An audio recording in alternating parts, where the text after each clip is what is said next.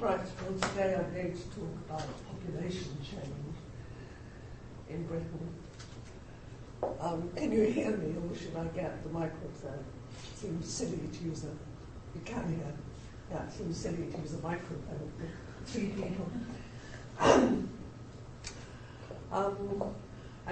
I'm talking about births, deaths, marriages, divorce, immigration and emigration in Britain in the first half of the 20th century. But I think when talking about Britain, it's important to have some definitions, because it's a more complicated place, and we always realize, and we use different names for different parts of the country. When we talk about the United Kingdom, we mean England plus Wales plus Scotland plus Ireland. The whole of Ireland until the South became independent in 1922. Now it's just the north of Ireland, which belongs to the rest of the United Kingdom. Then when we say Great Britain, we mean just Scotland, England and Wales, the big island, and not Ireland. And then we say Britain as a rather sort of vague term that includes anything. These differences are quite important if you're looking at statistics, for example, of births or deaths, because sometimes statistics are quoted for just England and Wales, sometimes Great Britain, sometimes the United Kingdom. And obviously it makes a difference how large the population is. And it can be quite confusing when you're reading about all of this. Oh, sorry. We used to say England meaning the whole lot, and sometimes people in other countries still do that. But we try not to, because it upsets the Irish and the Scots and the Welsh if we pretend it's all England, quite reasonably. And it matters also because, as I mentioned last week, there are important differences culturally and legally between the different countries. I gave the example last week of the divorce law, where in Scotland men and women could divorce each other on the same grounds from as early as 1643, over 300 years ago. But in England and Wales there was no such equality until the 20th century, 1925, and it didn't become as easy to get a divorce until 1969. Ireland, on the other hand, had no divorce at all until 1939, because the Roman Catholic Church is very powerful and against divorce. And Northern Ireland adopted the English law of 1969, not until 1978. So the laws operate at different times in the different countries. Similarly, abortion became legal in Scotland, England and Wales in 1967 for the first time, but it's still illegal in the whole of Ireland, including in Northern Ireland. So there are quite significant differences. Also in Scotland, couples who are not married could live together with the same legal rights as a married couple until 1940, when that ended. But it wasn't allowed in England and Wales or Ireland until quite recently. So it's important to know those differences exist.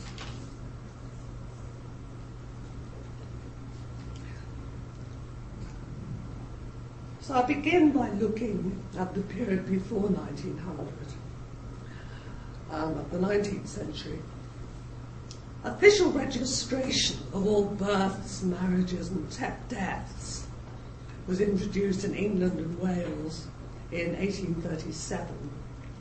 Every birth, every marriage, every death has to be officially registered. It's introduced in Scotland in 1855, Ireland in 1864, and it does mean we have good statistics from that time, good national statistics. Also from 1801, there's been a national census every 10 years.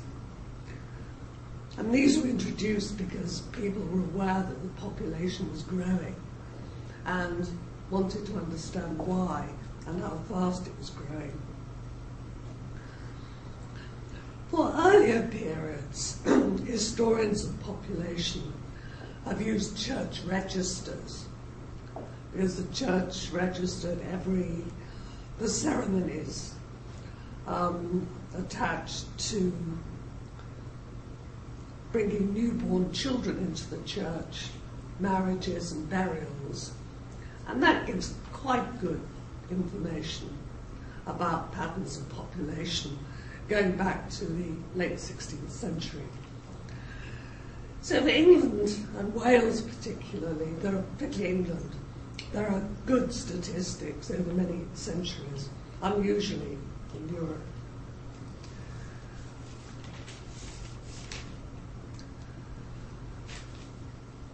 The picture in the 19th century is of a generally high birth rate,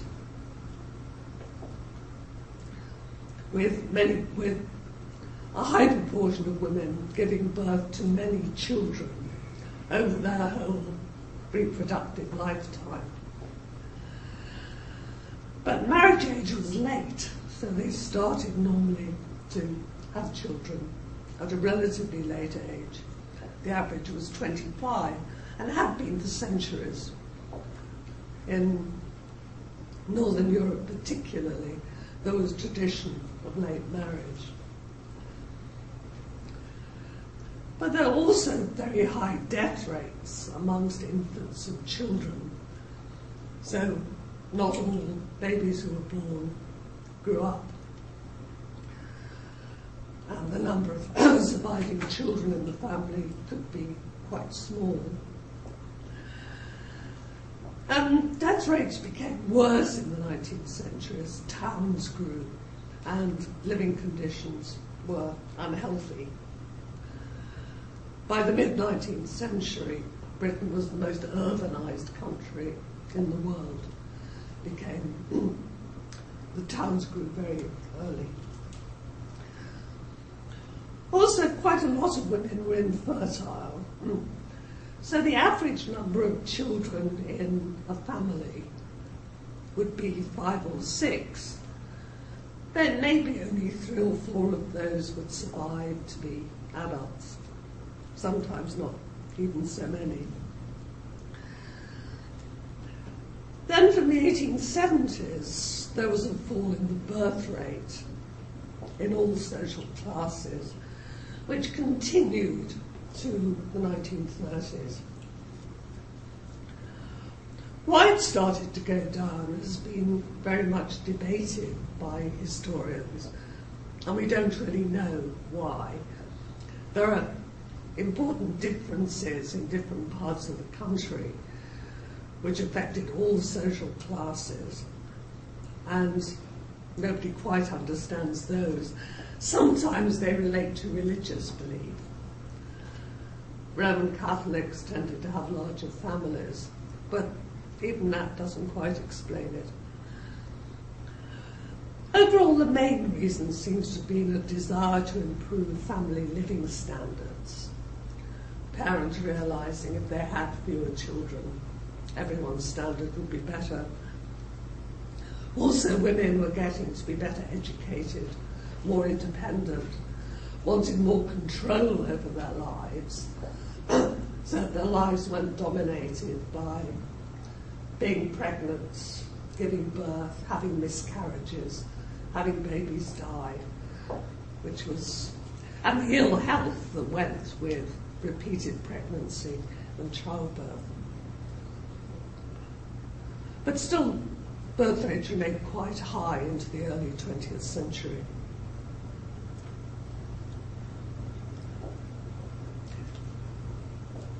The most common method of restricting births was to give up sex, or to use an interrupted sexual act, so they didn't complete it. Contraceptives were, particularly the condom, was available, but it was quite expensive for many people, and they found it unfamiliar. Right up there, Pansy.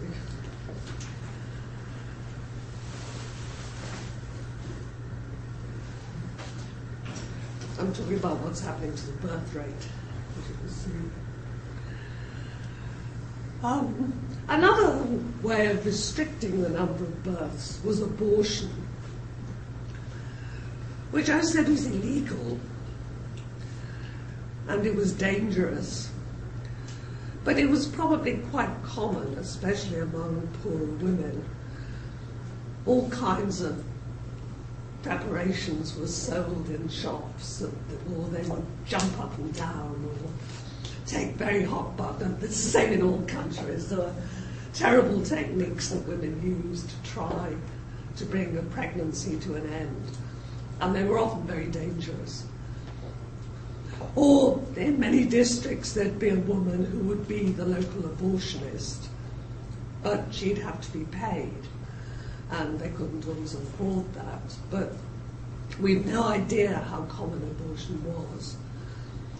You only know about it when someone is brought to the law court for committing abortions, or if a woman dies. But that happened so often that obviously a lot of it did go on. So by these various means, the birth rate went on falling. Also, at the end of the 19th century and the early 20th, there was a big campaign, particularly by women's groups, to reduce the death rate among infants and children. Because obviously if your children are being born, and there's quite a lot of concern about the falling population, then one way to counter that is to make sure that babies don't die.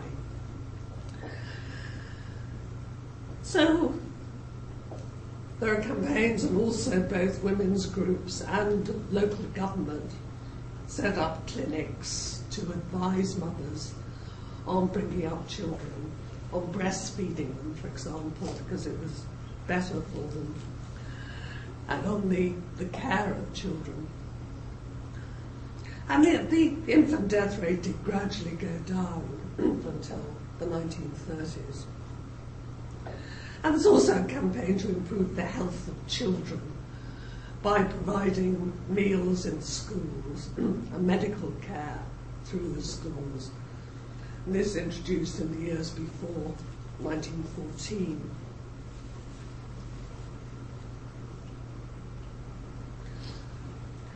Because there was a great deal of concern about the decline in the death rate, people saw it as somehow signifying national decline. If the country couldn't produce so many children, then it must be getting weaker. These kinds of changes were happening all over Europe at the time.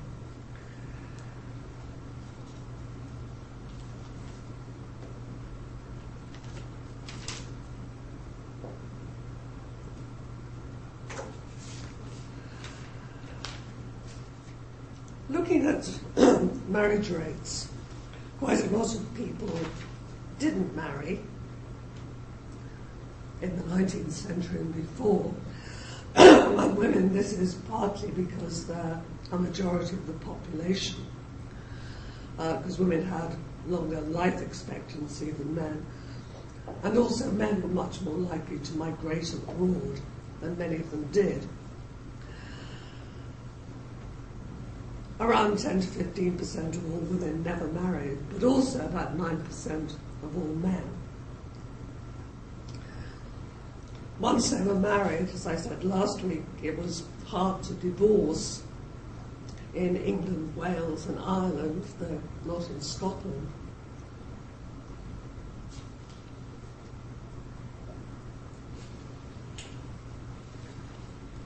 In England and Wales, it's difficult to divorce until 1969. And as I said earlier, there was no divorce at all in Ireland before 1939, and then only in Northern Ireland, not in the Republic of Ireland. Nevertheless, marriages did break up, and this led to numbers of lone mothers bringing up children on their own, and also to cohabitation, couples living together who were not married because one or other couldn't get divorced, which in England and Wales and Ireland had to be secret because it wasn't legally allowed and it was stigmatised.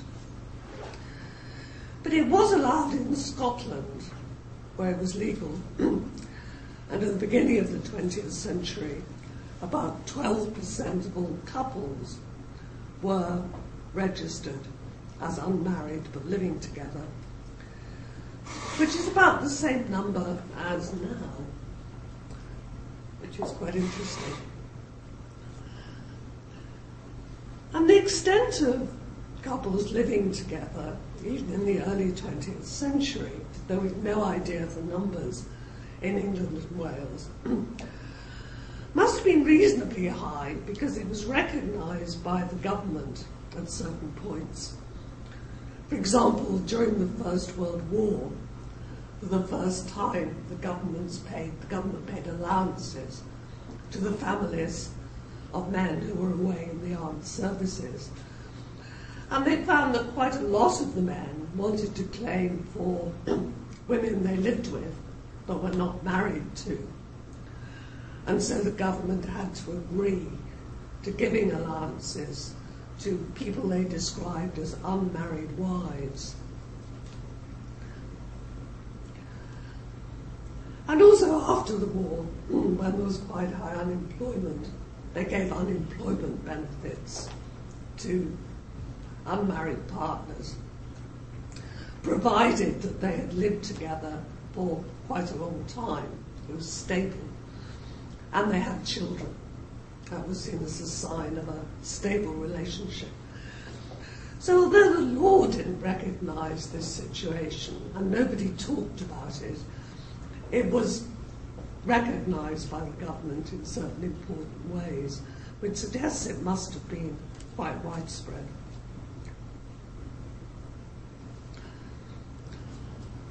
And of course the children of these unmarried partnerships were technically illegitimate because they weren't married. In the mid-19th century, when we first have statistics, about 7% of all births in England and Wales were illegitimate. Their parents were not married. And that went on until the First World War. But there were higher levels of illegitimacy in parts of Scotland, particularly in some coastal, rural areas, fishing areas. And I gather from Professor Okai, who's in the States, that she's found similar things in Japan. Places, a particular place she's been studying in the south, near Nagasaki, which is a fishing area, where there were high levels of accepted illegitimacy. It was normal, and the mothers brought up children on their own. And this was also true in parts of Scotland, but why it's true, nobody quite understands.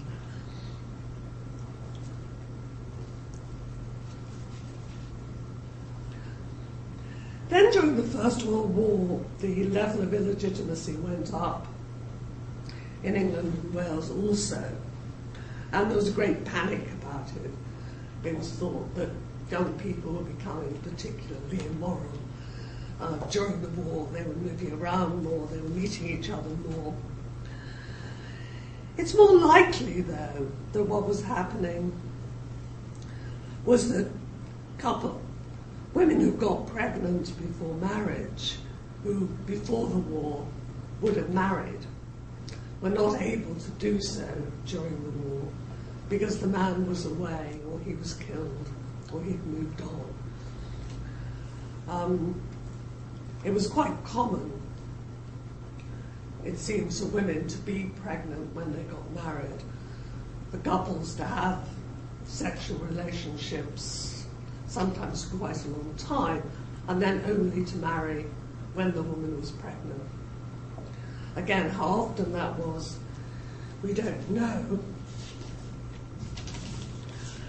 Until just before the Second World War, when for the first time the government started collecting statistics of exactly when children were born in relation to marriage. This was because they were concerned about the birth rate going down and wanted to find out exactly what was going on. So for the first time in 1938, there was an official count which discovered as many as 30% of first births followed on from a pregnancy that started before the marriage. And that was before the war. Then again, during the Second World War, there was a growth in the numbers of illegitimate children, and again a big panic about it. And particularly young women in the armed forces were said to be particularly immoral. But this time, the official statistics showed very clearly that the numbers of births within the first 9 months of marriage had gone down by a similar number to the increase in illegitimate babies. So it was fairly clear that what was happening was that the couples just couldn't get married in time. Sometimes they married later because the man was away at war, or sometimes killed in war, or a prisoner of war. But it was interesting that those statistics came along just in time to enable us to work out, and people at the time eventually to work out what was really going on.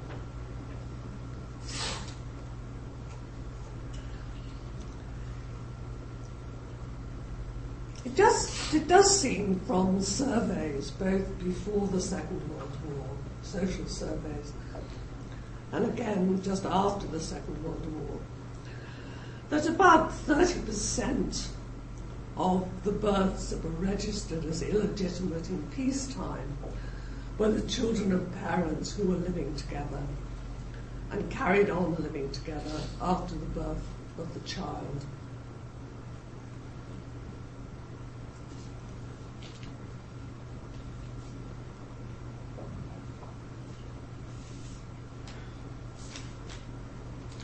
And generally, as I've said, these couples would be people where one partner at least couldn't get a divorce. But there were other women who became pregnant when they weren't married and didn't have a regular male partner, which might happen because of a casual relationship or a relationship that broke down. Could be due to rape, or because a man pretended to be unmarried and turned out to be married, leaving the woman on her own.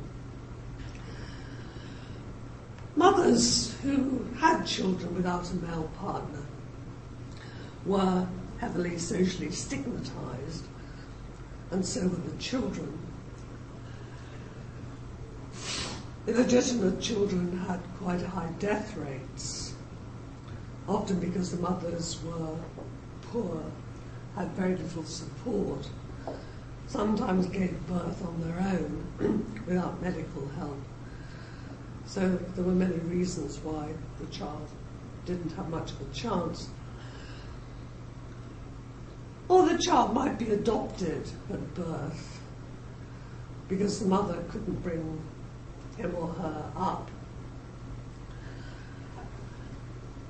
In Britain, adoption most often happens when a child is very young, shortly after birth. In fact, there was no legal adoption in Britain until 1926. It's only then that a legal procedure was introduced. It had always happened that children were brought up by families other than the families in which they were born. They might be brought up by relatives or by other people, but they didn't have the legal status of children of the people who brought them up. The difference the Adoption Act made was that if a child was legally adopted, he or she became the child of the adopting parents and had the same legal rights as any other children. It was also possible after 1926 for an unmarried mother to adopt her child. And the reason for doing that again was to increase the legal rights of the child. For example, if the mother died without leaving a will, if the child was legitimate, he or she would automatically inherit any property left by the mother. If the child was illegitimate, they wouldn't. They weren't allowed to. So if she adopted the child, then it could inherit and could also inherit from grandparents. It wasn't until the 1980s that illegitimate children got exactly the same legal rights as all legitimate children. Also, children might be adopted by the mother and her husband if she then married someone who was not the child's father. Or sometimes the real parents might marry at a later stage and adopt the child. Or the mother's own parents or other members of the family or friends might adopt them. It was also possible for single people to adopt after 1926, both men and women. And they quite often did. This was heavily restricted in 1948 because people began to realise the dangers, particularly of some men adopting young children. They became worried about sexual abuse of children, which again had always gone on, but nobody talked about it at this time. So adoption was one thing that might happen to an illegitimate child, though mothers often did it very unwillingly.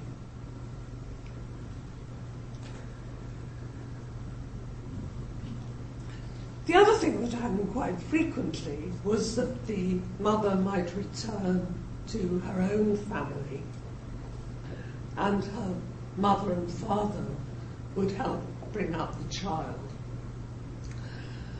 perhaps enabling the mother to go out to work while the grandmother looked after the child.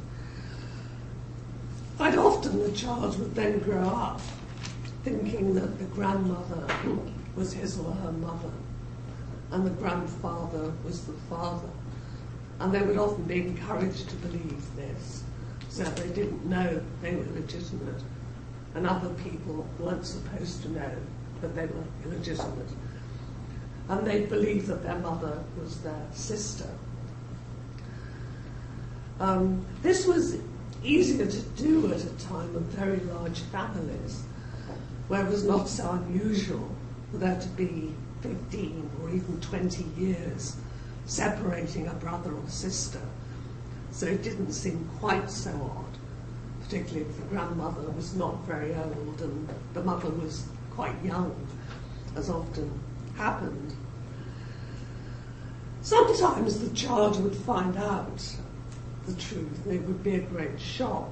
There are some memoirs of people, one for example by Eric Clapton, the rock star, who discovered when he was, I think in his teens, that his mother was really his sister. I mean, or his sister was his mother and his grandmother was his his mother was his grandmother, the person he thought was his mother was his grandmother. And it could be a cause of great mental anguish and depression. But I was listening to a radio interview with a very famous British scientist, a Nobel Prize winner, who discovered only in his 50s that that was his situation, that the people he thought were his parents were his grandparents. By the time he learned that, he was very successful and he was older, so it was not so much of a shock. But he did say he always wondered why he was so much cleverer than the people he thought were certainly more successful at school than the people he thought were his brothers. And he must have had a very clever father. I don't think he knows who his father is. So there are a lot of these really rather, well, I mean, that's not a particularly unhappy story, but some of the others are very unhappy stories. And again, we've no idea how many people grew up in these situations, but it's common enough for many stories to have survived. Also, the mother might marry, as I've said, she might eventually marry the real father or marry somebody else. If it was somebody else, the husband might accept the child or might be very hostile to bringing up another man's child. If he did reject the child, then it might stay with the mother's family or with other relatives, or might be sent to an orphanage to be brought up. Mothers who had good incomes could bring up their children on their own. They could pretend to be widows and nobody would know, particularly if they moved to a new district.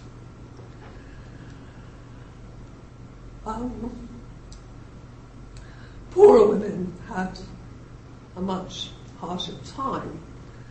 They might be helped by charities, some of whom ran hostels for unmarried mothers and their children, where they could live with their children, maybe go out to work. Many of these were run by religious organisations and were very strictly disciplined. Effectively, they were punishing the mothers by making them obey very strict rules about when they could come and go, how they could dress, what they could do. And they were very unpopular with women. The only alternative provided by the public welfare system was through the Poor Law, which was the long-established traditional welfare system in Britain that I'll talk about next week. Under the Poor Law, they would either be in institutions known as workhouses or allowed to stay at home with their child with a very small amount of money. Either way, it was fairly harsh treatment, and receiving poor relief was very much stigmatized. Some unmarried mothers were placed in mental hospitals in the 1920s and 30s. Being an unmarried mother was seen by some people to be a sign of mental illness, mental instability. And in fact, some elderly women were found in mental hospitals in the early 1970s, who'd been there since the 1920s, having been put there because they had legitimate children. Nothing wrong with them. They'd just been placed there when they were young and left.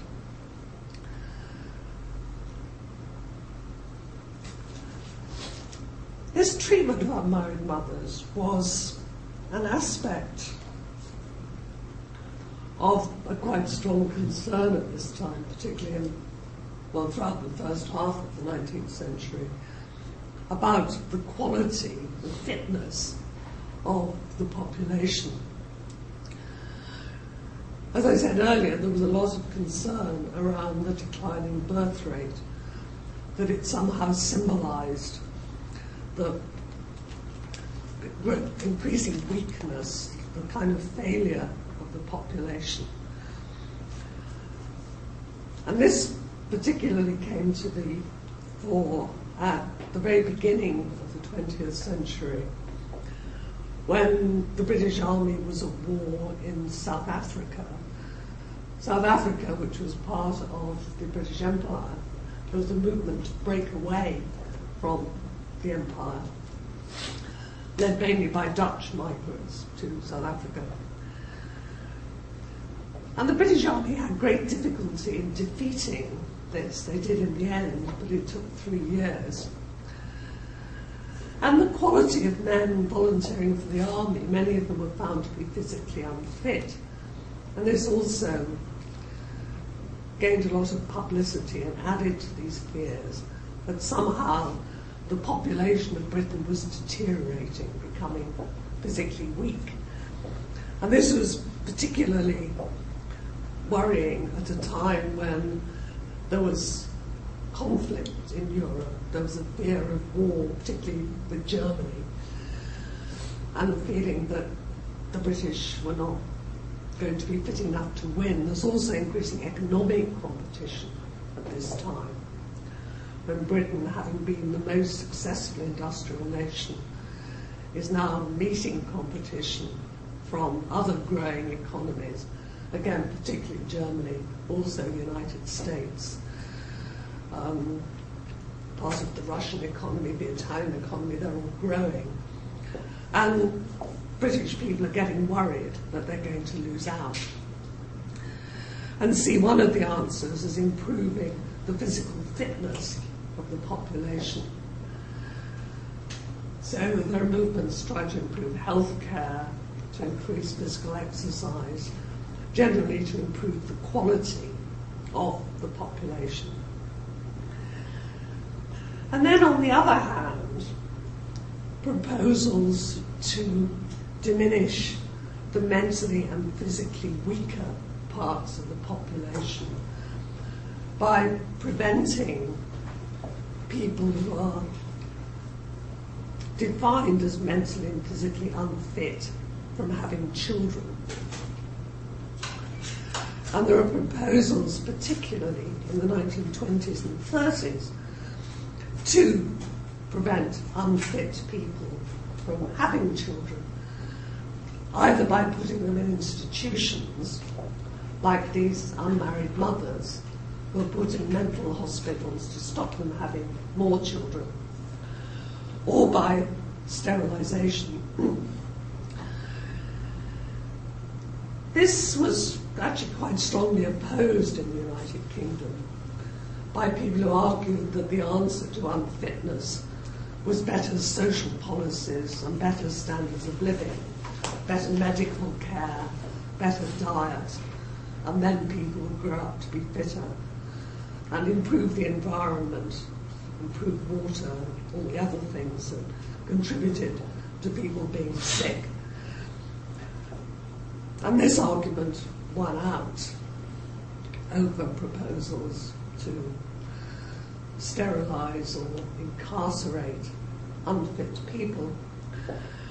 But it did become much more popular in other countries. For example, in Sweden there was a policy of sterilisation, also in parts of the United States, and then most extensively in Nazi Germany. So this eugenics movement, as it was called, is an important phenomenon in the demographic history, particularly of the 1920s and 30s, and goes on in some places into the 1940s, late 1940s. It's still being suggested by some people in Britain. I think it's mainly when the full information about what had happened in Nazi Germany comes out that people really turn against it in a big way.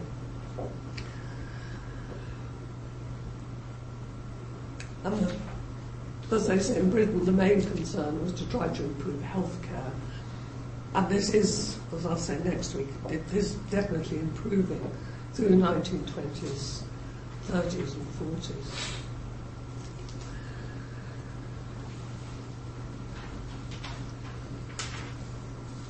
But the birth rate went on falling into the 1930s, and at the same time life expectancy was rising because living standards were rising and healthcare was improving, so people were living longer. Though there were big social class differences, poorer people did not live as long as richer people. This led, by the 1930s, to a panic in Britain and also in France particularly about the ageing of the population, rather like we hear now. The number of old people is growing, there are fewer young people. This means there'll be fewer working people to support the old people, and this is causing problems and will cause problems in future.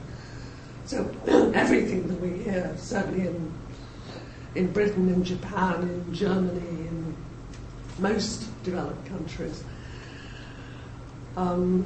exactly the same things were being said in the 1930s and 40s. After that, everyone forgot about it for a few decades until it all came back in the 1980s.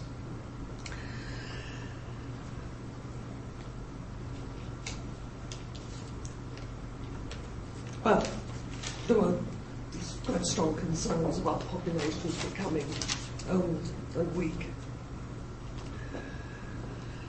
Also at the same time, in the 1930s particularly, the discipline of demography was growing for the first time. It becomes established, partly because of this interest in what's happening to the population, becomes a scientific activity. And demographers were making statistical predictions about the future population, assuming that the trends that were then happening would go on happening. The birth rate was going down, so it would go on going down. People were living longer, and that would go on. And so they were predicting that the British population, for example, would fall to under 40 million by 1970. In fact, by 1970 it was at least 10 million, more than that. One does always have to be cautious about population predictions, because things can change. And they changed in Britain because the birth rate started to go up again during the Second World War and carried on going up until the late 1960s. And in fact, as I'll say later, similar things happened recently, that we had dire predictions like that in the 1990s. Then the British birth rate started going up again in 2001, and it's still going up. And now our finance ministry isn't too worried any longer. You just can't predict. Well, the one thing we know about the history of population is you can't predict it. And it's not always clear why these changes happen. So the birth rate went up, but as it did in most European countries and in the United States after the war, some countries it starts a bit later than in others.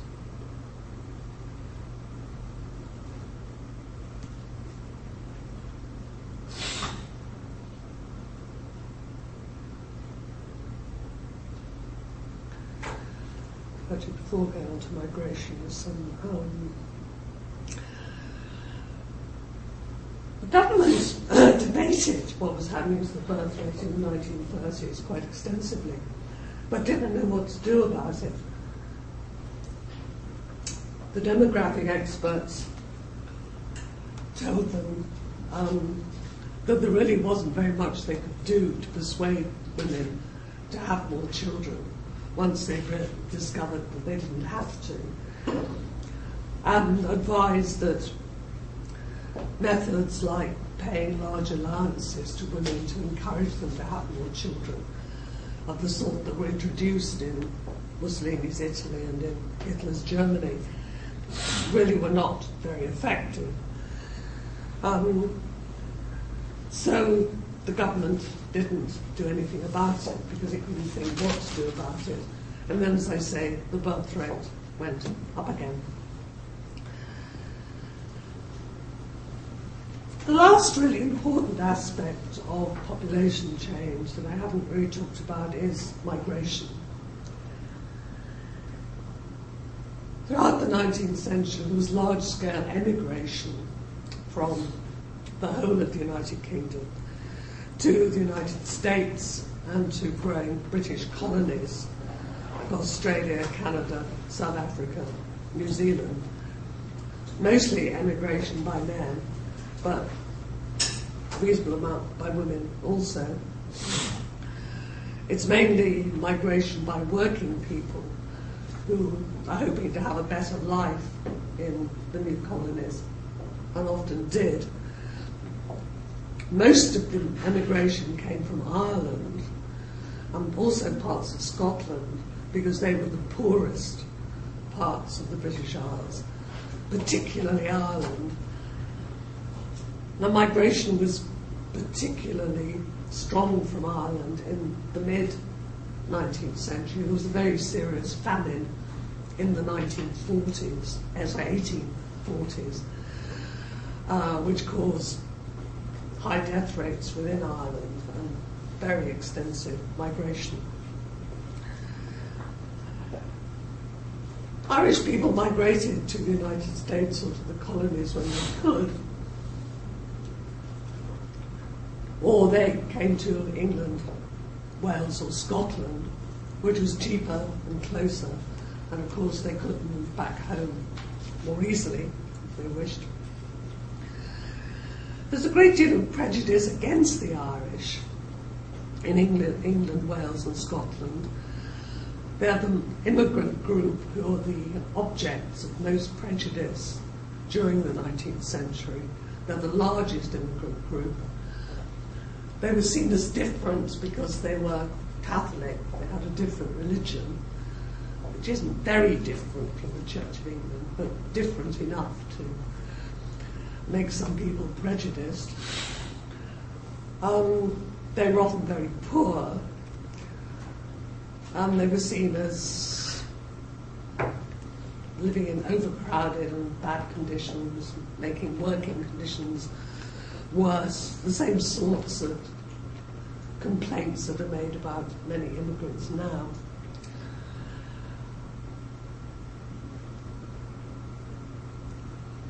There are also smaller groups of immigrants to Britain from various parts of Europe, either refugees from political persecution. Karl Marx, for example, came to England from Germany in the mid-19th century.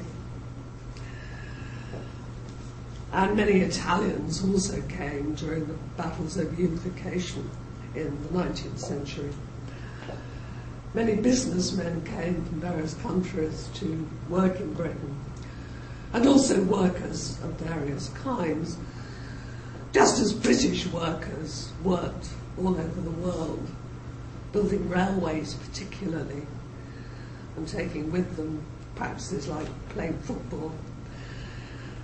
So there's quite a lot of movement, and movement across borders was very much easier at that time. There weren't passports and all the kind of visas and all the things we have to go through now. Not to say the hassle of airports, but no doubt there are other hassles too. But movement was, there was less officialdom at least about movement across boundaries. Migrants from the British Empire, it was particularly easy because anybody born in the vast British Empire was British.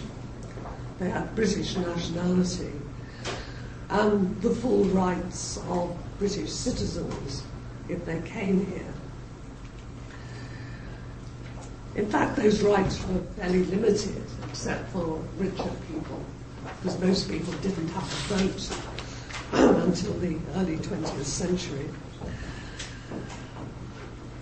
But it's interesting that the British Empire, by the time of the First World War, covered about a quarter of the surface of the globe, and anyone born anywhere in that space counted as British.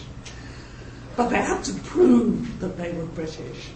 And if they didn't have a birth certificate, which poorer people might not have, they couldn't prove it. This was a particular problem for men who came to Britain, particularly around the time of the First World War, as sailors working on merchant ships.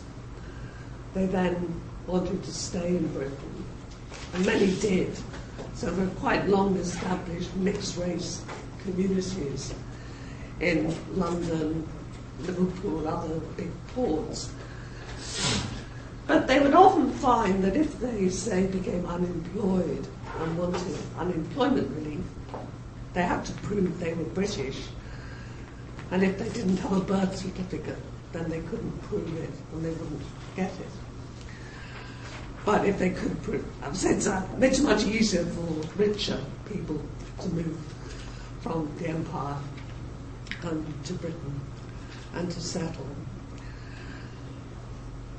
But it did mean that the fact of the Empire and a certain amount of movement between the colonies and Britain meant that Britain was used to this kind of movement to some degree. But by far the largest immigrant group before the Second World War were Jews fleeing from persecution in the Russian Empire in Eastern Europe from the 1880s onwards. There was really quite serious persecution. Many Jews fled to the ports, like Hamburg, for example. Most of them really wanted to go to the United States, but many of them ended up in Britain. Sometimes they couldn't afford to go to the States, but quite often they were just deceived by sea captains who would take a lot of money from them, and they'd be dumped at a port. They'd think they were in America, and they'd be in northeast England, which was a grave disappointment very often to them. Sometimes they were able to move on, but very often they settled. And so there were quite large immigrant Jewish communities developed, a very big one in East London, but also in other parts of the country, in the northeast of England, and in Manchester and other big cities. They got a certain amount, they were mostly very poor people, but there was a quite prosperous, established Jewish business community, many of them financiers, the Rothschilds, for example.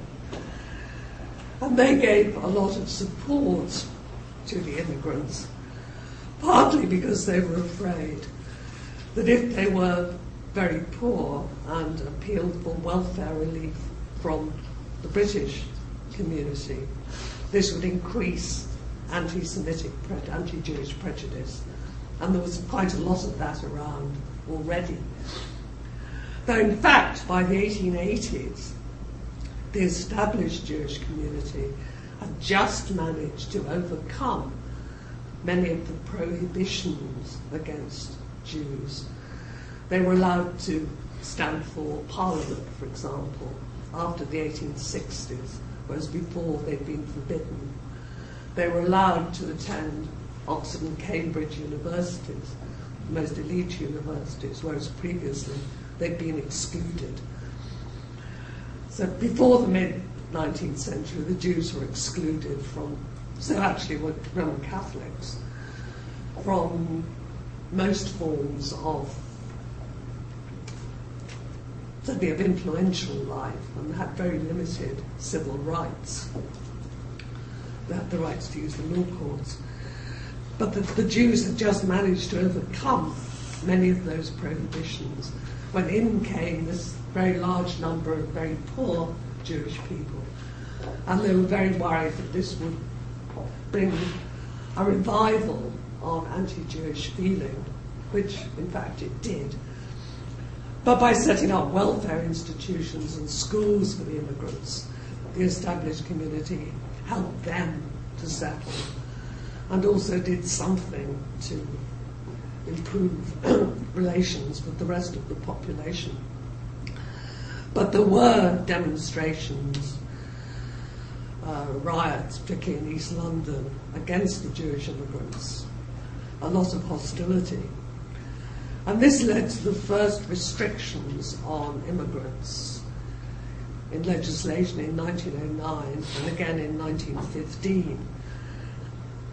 1915 was, of course, during the war, and during the war hostility became even greater.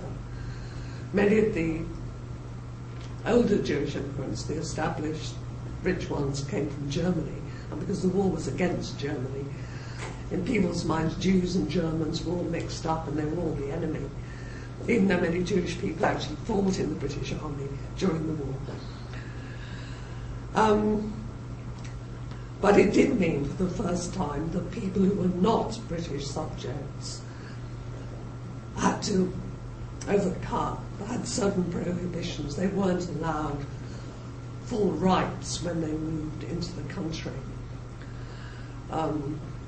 They had to go through certain processes, pass certain tests, including language tests, to be accepted as British citizens. And this had not previously happened. So there were the first barriers against immigrants. But it doesn't apply to people who can prove they're born within the empire. It applies to people who do not have a right to British nationality. There was then a smaller influx of Jewish refugees from Nazi Germany in the 1930s. There were restrictions on the numbers then also, but less hostility, and meant that on the whole they were much better off, able to support themselves, unlike the earlier Jewish population. But many of the 19th and early 20th century Jewish immigrants by that time had become settled and established and accepted.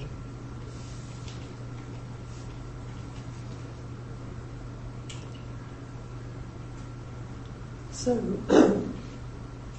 I'll stop there for now. Are there any questions or comments before we have a short break?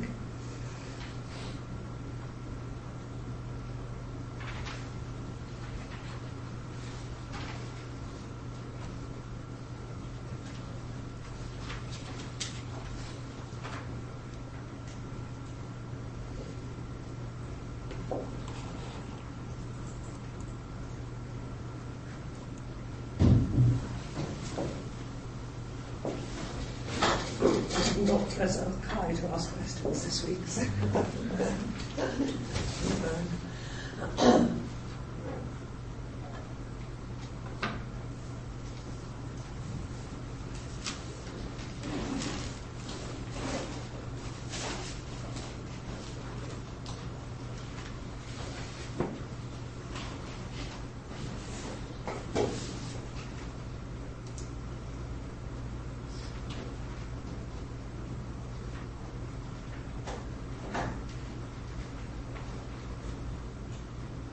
Or if those of you who came in late want to ask anything about what happened before.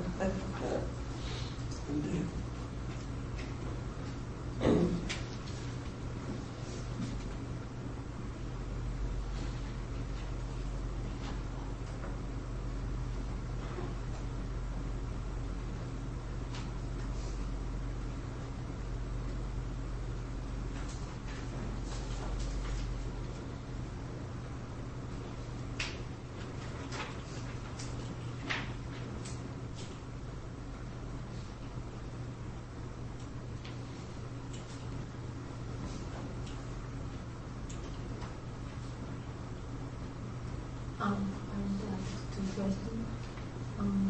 The first one, I think it's not so important, but I was just wondering what is with Scotland? Why is it so liberal in terms of these issues? Yeah. It's difficult because it's a bit surprising because the dominant church in Scotland is actually a rather strict Protestant church. I think the difference in the divorce law was that the church believed very much in equality of human beings.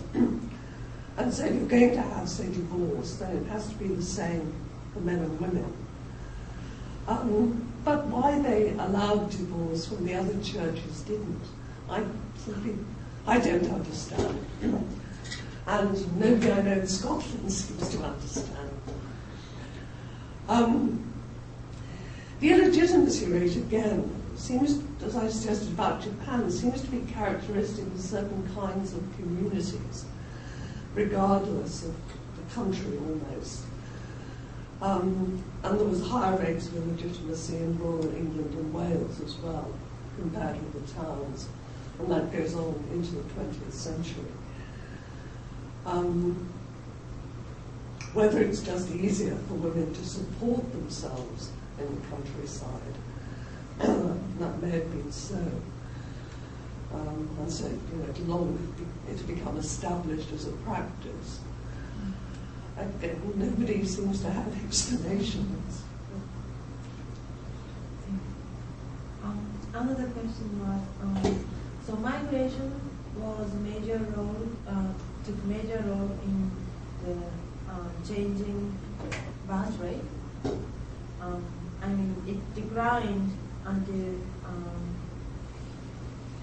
1930s and it went up. So yeah. It's like emigration was maybe a factor of the birth rate going down, and immigration was a major factor going up. No, it doesn't. I'll talk about the rise in the birth rate in my next lecture. It doesn't seem to be. And emigration really starts before the 1870s, so it doesn't seem to be a big factor in it going down. And immigration becomes a factor, but not really until the late 50s and 1960s.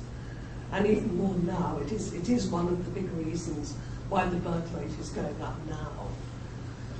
That and the fact that older mothers are having more children. Again, I'll come back to this. But migration doesn't seem to be such a big influence in the 19th and early 20th centuries. It's something that's going on with the home population. And I think it is people realising that they really can have a better standard of living if they don't have too many children. And also mothers, or women, realising they can have better lives and better health if they're not constantly pregnant, having miscarriages, having children. Because obviously it was very bad for women's health. We have so many experiences like that. And also they're getting more advice from welfare clinics, people telling them how to restrict their births and how to look after themselves and look after their children. So I think more information going around, women's organisations advising, particularly working class women. I think all of that has a very big impact, and that's even more so in the 1920s and 30s, when there's a very active women's movement. And part of, I'm actually just examining a PhD thesis, which is all about the birth control movement in the 1920s and 30s. And there are large women's organisations which set up clinics to advise women, give free contraceptives to poor women. And precisely for this reason, not because they believed particularly there ought to be a very low birth rate, but because it was bad for mother's health and bad for the children if there were too many children in a poor family. So I'm sure there's more of that beginning in the 19th century, and that people haven't really researched. It's quite interesting. Thank you.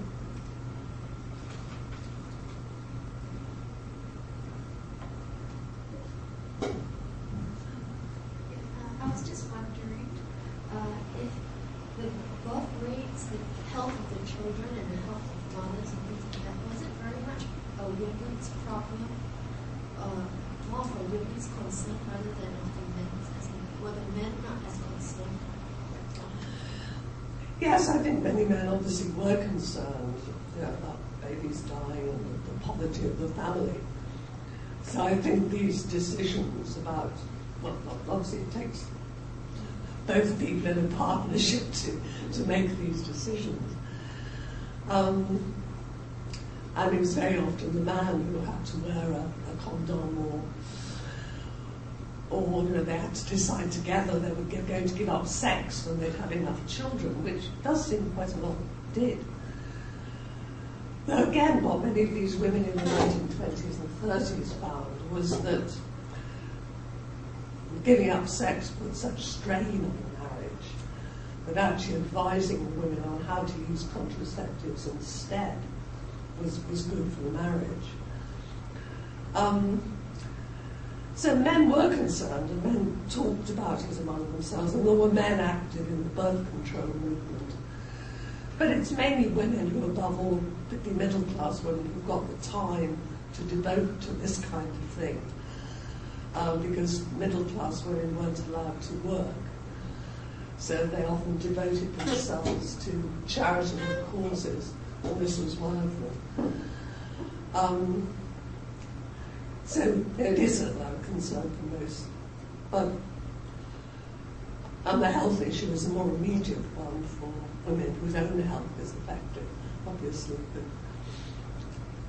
But it obviously wasn't that would worry their husbands.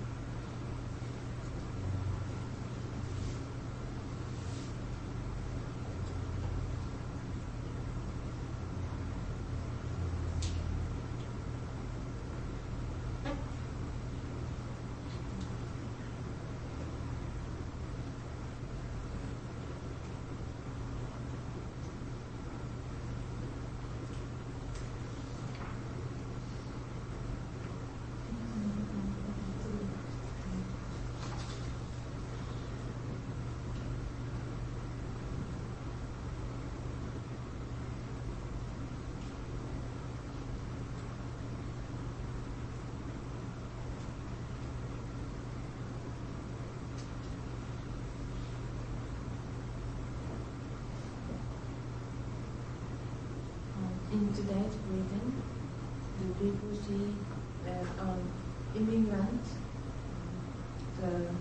taking in many immigrants actually helped pushing up the birth rate. Are people happy with that? I'll talk about this a bit later. There's a lot of hostility to immigrants in Britain, as there is in many European countries. I don't think the birth rate issue is that many people are aware of that. They blame them rather for driving down wages, which probably isn't true. It's more the case that they'll take jobs that British people won't take, which are low paid. But then, I guess if they weren't there, the employers would have to pay more. And putting pressure on schools and housing because the government hasn't made adequate provision. And just the kind of racist hostility there is in many countries. It's not as bad. We haven't got a successful far-right racist political party. They've actually, well, the parties exist, but they've been very unsuccessful, I'm glad to say. Unlike, say, the Netherlands, where there's quite a successful right-wing party. And even in Sweden, in the most recent elections, the right did very well. But it is an issue. But there haven't, so we'll come back to this later, there haven't been riots or as there were in the 1950s, 60s. And London is a very, very mixed-race city. And it's quite extraordinary. And it's just not a white city. It's that extraordinarily mixed. And extremely peaceable. And there hasn't been real trouble in London. Or there are gang fights. They're not necessarily racist fights. They're fights amongst young people. So it's on the whole, there are more successes than it's more success than a failure in immigration. But there's always an undercurrent of hostility.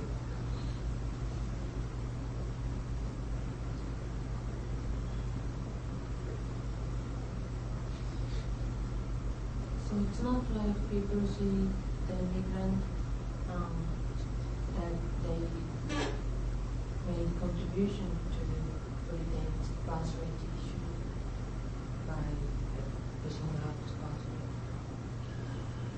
rate. No, I don't think people see it that way.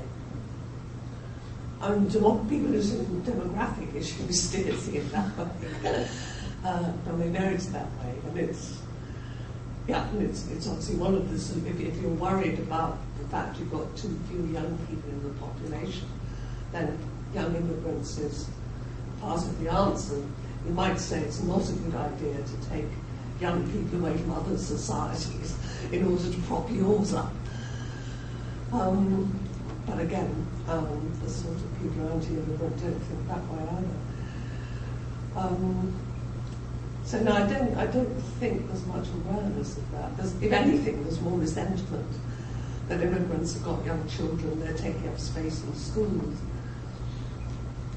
But often that's come about because the government has allowed immigrants to concentrate in certain areas, but hasn't given enough support to often quite poor areas to provide enough schools, enough housing, enough care for a larger population.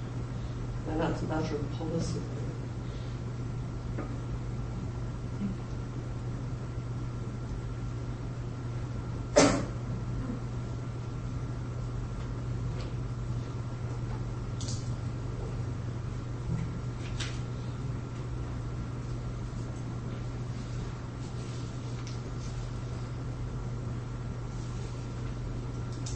Should we have a break now for 15 minutes or so?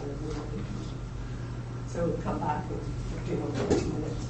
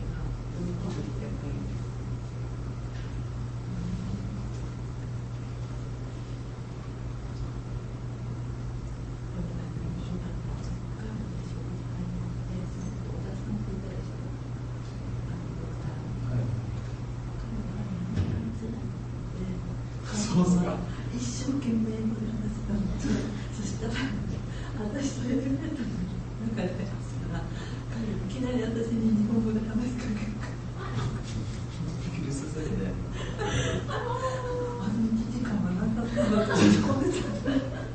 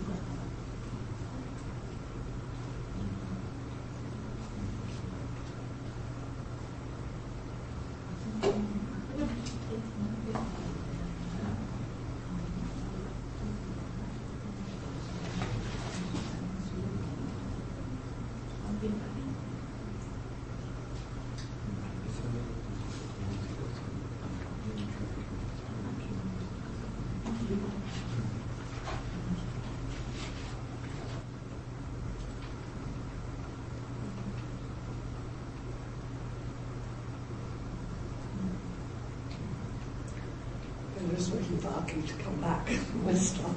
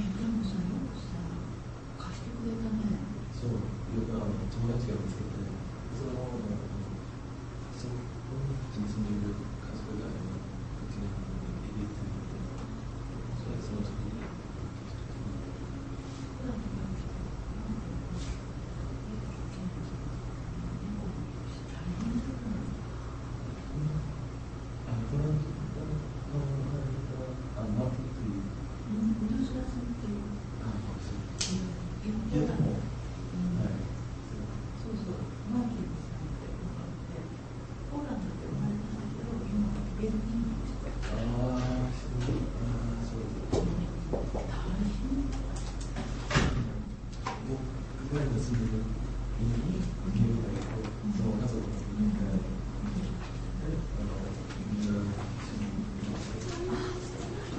Okay, let's start again.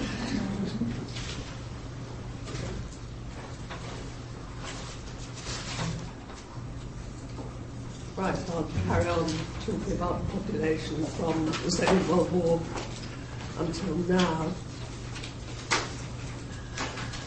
As I was saying earlier, there was a lot of concern in the 1930s and during the Second World War about the falling birth rate and the ageing population. It took people a while to realise that the birth rate was going up again, or that the rise in the war wasn't just a short-term blip. The numbers of people over 65 worried them because they doubled between 1900 and the 1930s. Only about 5% of the UK population were aged over 65 at the beginning of the century. That was actually historically exceptionally low because of the high birth rate of the 19th century. Even in the 18th century, about 10% of the population had been over 60, 65. In 1931, it had gone up to 10% again. Most of the older people were female, but that had almost in most times and places throughout history that has been so, because women outlive men. Seem to have some genetic advantage that ensures that in most times and places women live longer, but aren't necessarily more healthy and certainly not richer in later life. Women are more likely to be poor when they're old, and indeed when they're young. But because of all this concern about both the low birth rate and increasing numbers of old people, the government during the war set up a Royal Commission for government investigation into what was happening to the population, hoping to find out why the birth rate was going down and whether anything could be done about it. As I've said, in fact, the birth rate was already going up, but nobody realised that it was going to be sustained for a long time. The reasons why it went up during the war are not very clear. It may have been more couples deciding to have children quickly in case the father didn't come back, or there might be a long delay if he was abroad for a long time. But it's not clear exactly why there's a rise at that time.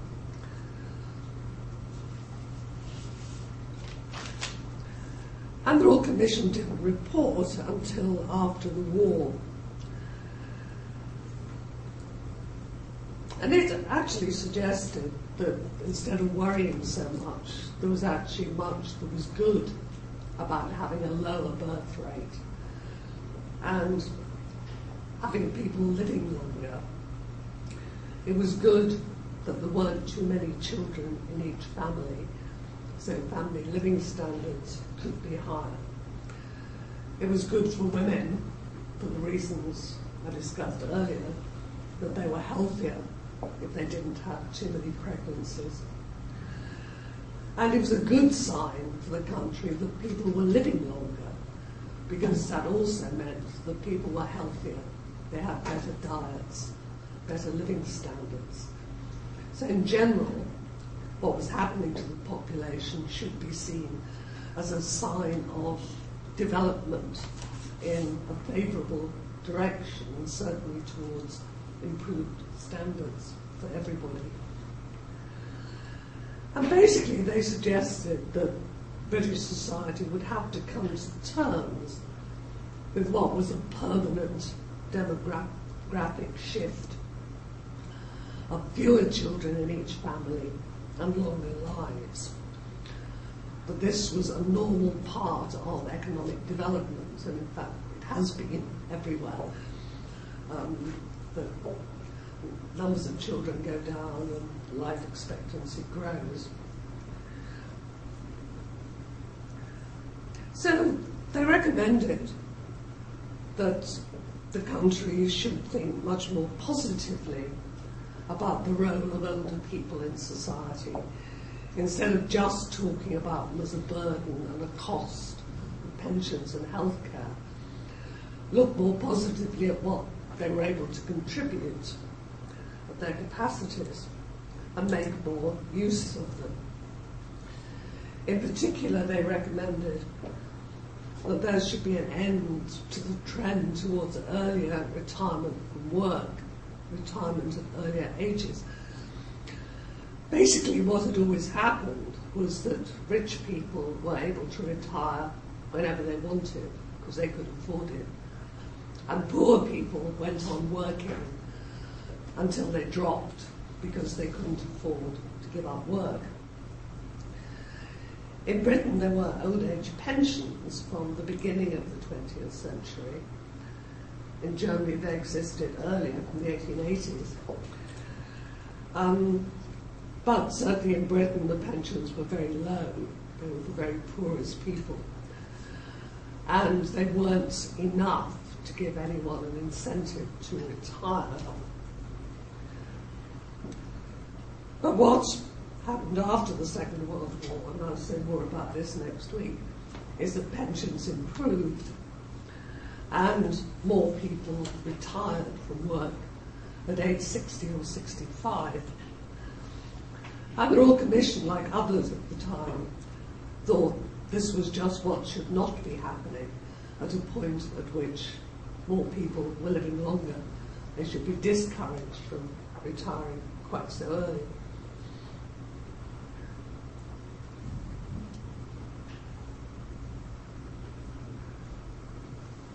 So it was recommended that more use should be made of the skills of older people, assisted by new technology, which could help people to keep working longer. The Royal Commission didn't believe that women could be encouraged to have more children once they'd learned not to, and so valuing older people was one positive way forward. Then they also pointed out that a smaller workforce of young people could also be replaced by encouraging more women to come into the workforce and also encouraging immigration. And I'll talk about both of those later. But the ageing population also encouraged research into the work capabilities of older people, which was very positive. It discovered that people could go on learning new skills later in life. But although people, say in their 60s, might lose certain capacities, they could compensate for this in the workplace through their experience, and also because they tended to work with more concentration and reliability than younger people.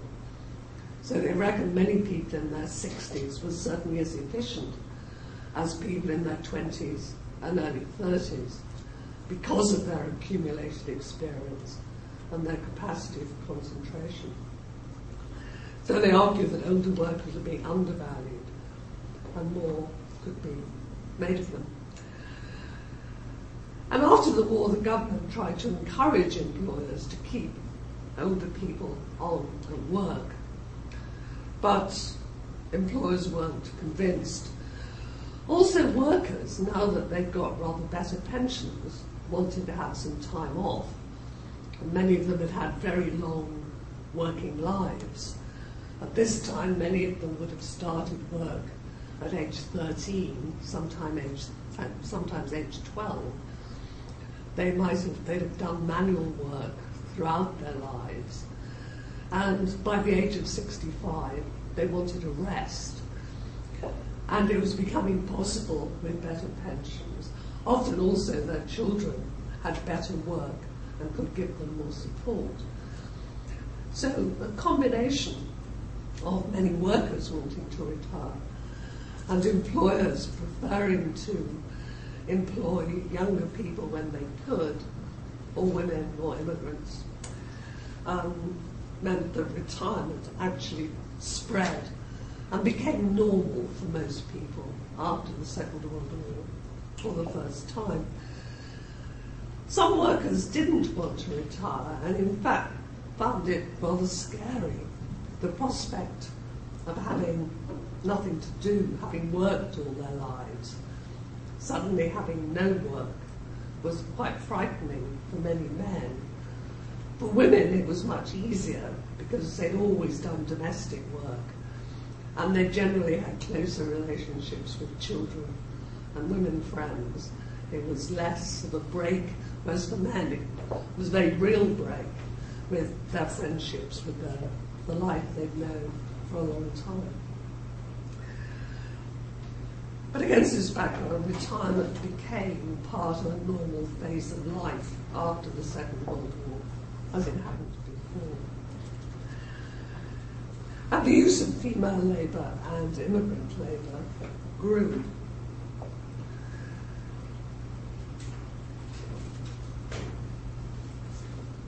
The government encouraged women whose children were older, who were at school or had left school, to stay in the workforce after the war or to come back into the workforce.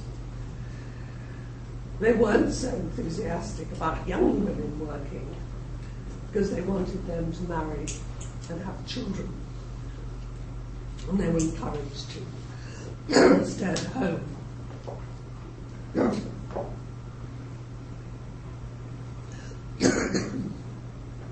They were encouraged to stay at home, to care for their children.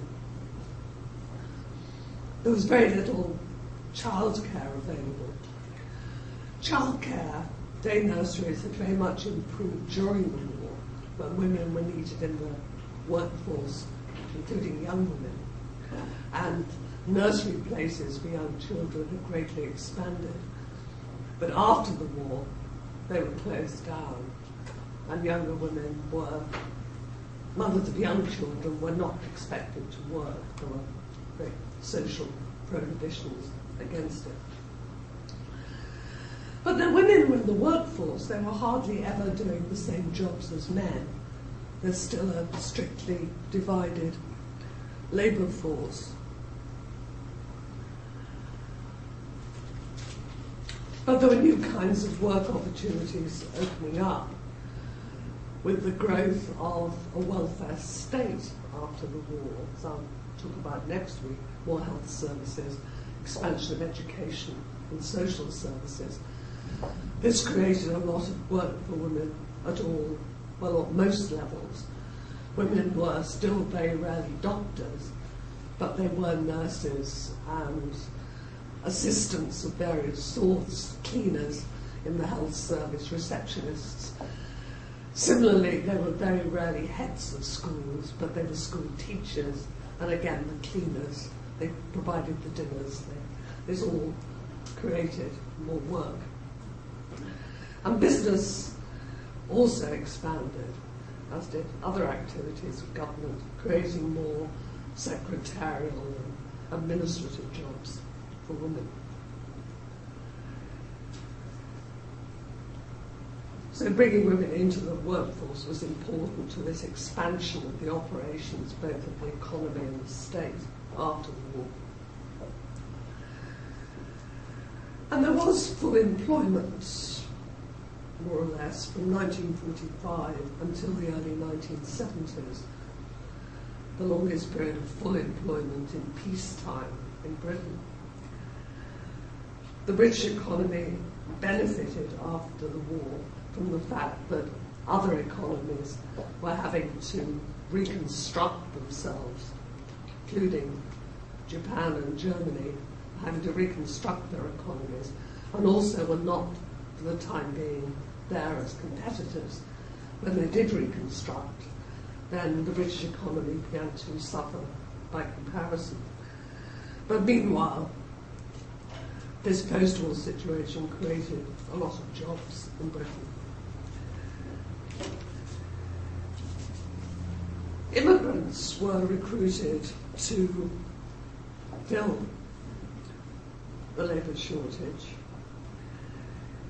In the late 1940s, many of them came from Europe, people who'd been displaced by the war in various ways.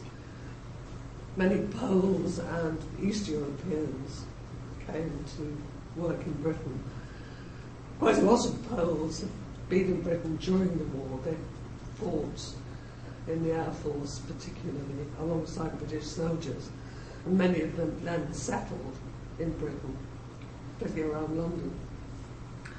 But others who'd been displaced from their homelands by the various movements of people during the war came to Britain on work contracts. Also some German and particularly Italian prisoners of war who'd been in Britain stayed on, and there's also more immigration from Italy because its economy was in a bad shape after the war. So for a few years there was quite a lot of European immigration. These numbers tailed off in the 1950s as the rest of Europe reconstructed itself. And then the main source of recruitment for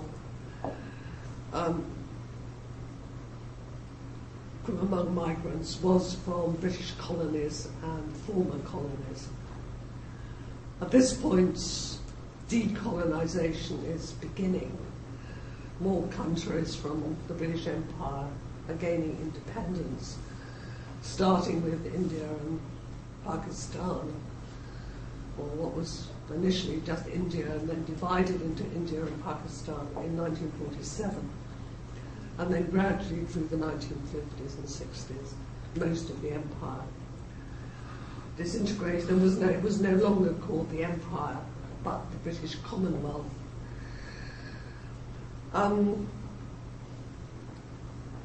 But the main recruitment for work in Britain was from the West Indies, where the economy was in particularly bad shape. There had been very high unemployment and unemployment riots before World War II. And the other main source of recruitment were the former colonies of India and Pakistan. The government sent missions to the West Indies to recruit workers, particularly to work in public transport, which was expanding. It was also essential to the economy, but was fairly low paid and not attractive to British workers. Also, numbers of nurses were recruited to staff the expanding health service. Very often the migrants who came were very highly qualified, but ended up doing much lower skilled jobs because there was prejudice against them in higher level occupations. So graduates would end up working on railway stations. Migrants from India and Pakistan came more in the 1950s and after, generally to work in factories such as textile factories and shoemaking, where many of them had experience at home. And some, either initially or later, set up their own businesses, particularly shops. Large numbers of Indian and Pakistani shopkeepers in Britain still.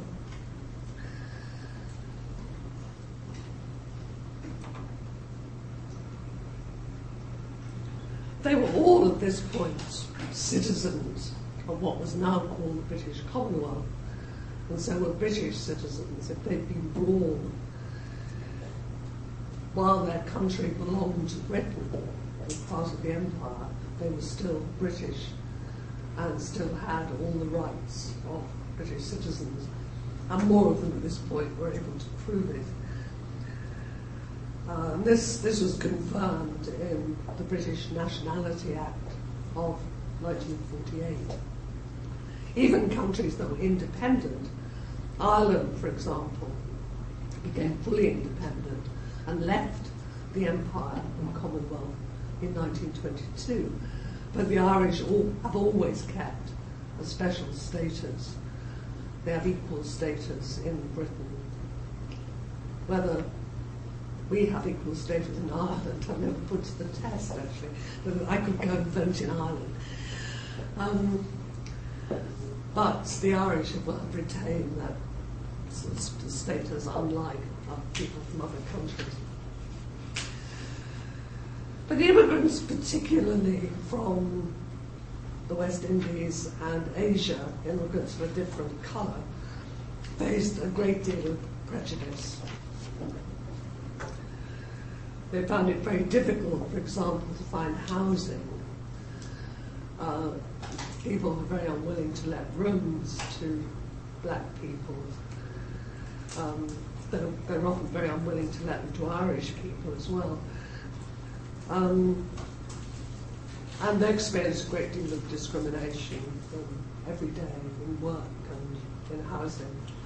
So they lived often in overcrowded houses in poorer parts of towns and did the worst work. For example, in factories, doing the work at night that British workers didn't want to do. But often willing to work in order to send money back home to support their families. In 1958, there were the first riots against West Indians, particularly in the Midlands of Britain. And growing hostility. Partly because by the late 50s there were growing concerns about the state of the economy and whether there would always be jobs, and this was causing discontent. But racism can't always be explained quite so rationally. This kind of hostility to immigrants led in 1962 to the government passing the Commonwealth Immigration Act, which restricted immigration and the rights even of people born in the Commonwealth. They had to have visas, not everyone was allowed to come in. And they weren't immediately allowed full citizenship rights. Again, Ireland was exempted from this. And it was a direct result on the part of the response by the government to racist sentiments, anti-immigrant sentiments in the country.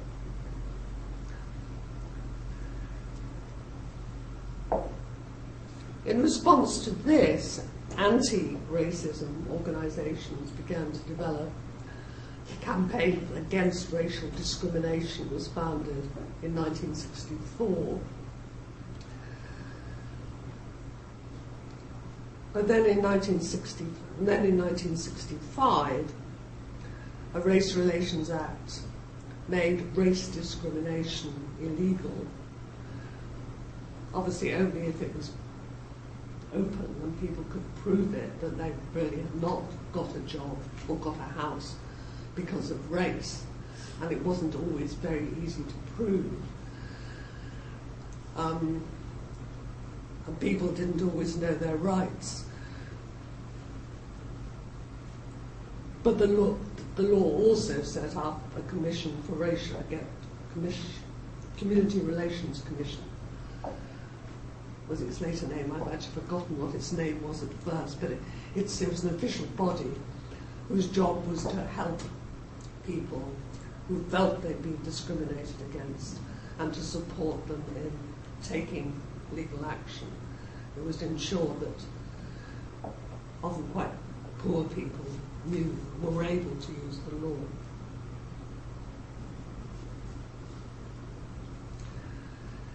Alongside this, immigration continued, and in 1968 there were further restrictions. For example, it became harder for immigrants to bring members of their families into Britain to follow them.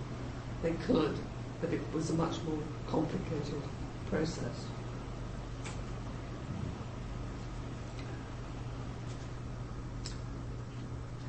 But still, immigration continued because it was still, whatever the conditions, preferable for many people from the West Indies or from Asia to come to work in Britain where they had work and what to them were quite reasonable incomes despite discrimination and bad conditions. And some of them were doing better and could support other immigrants who were coming in.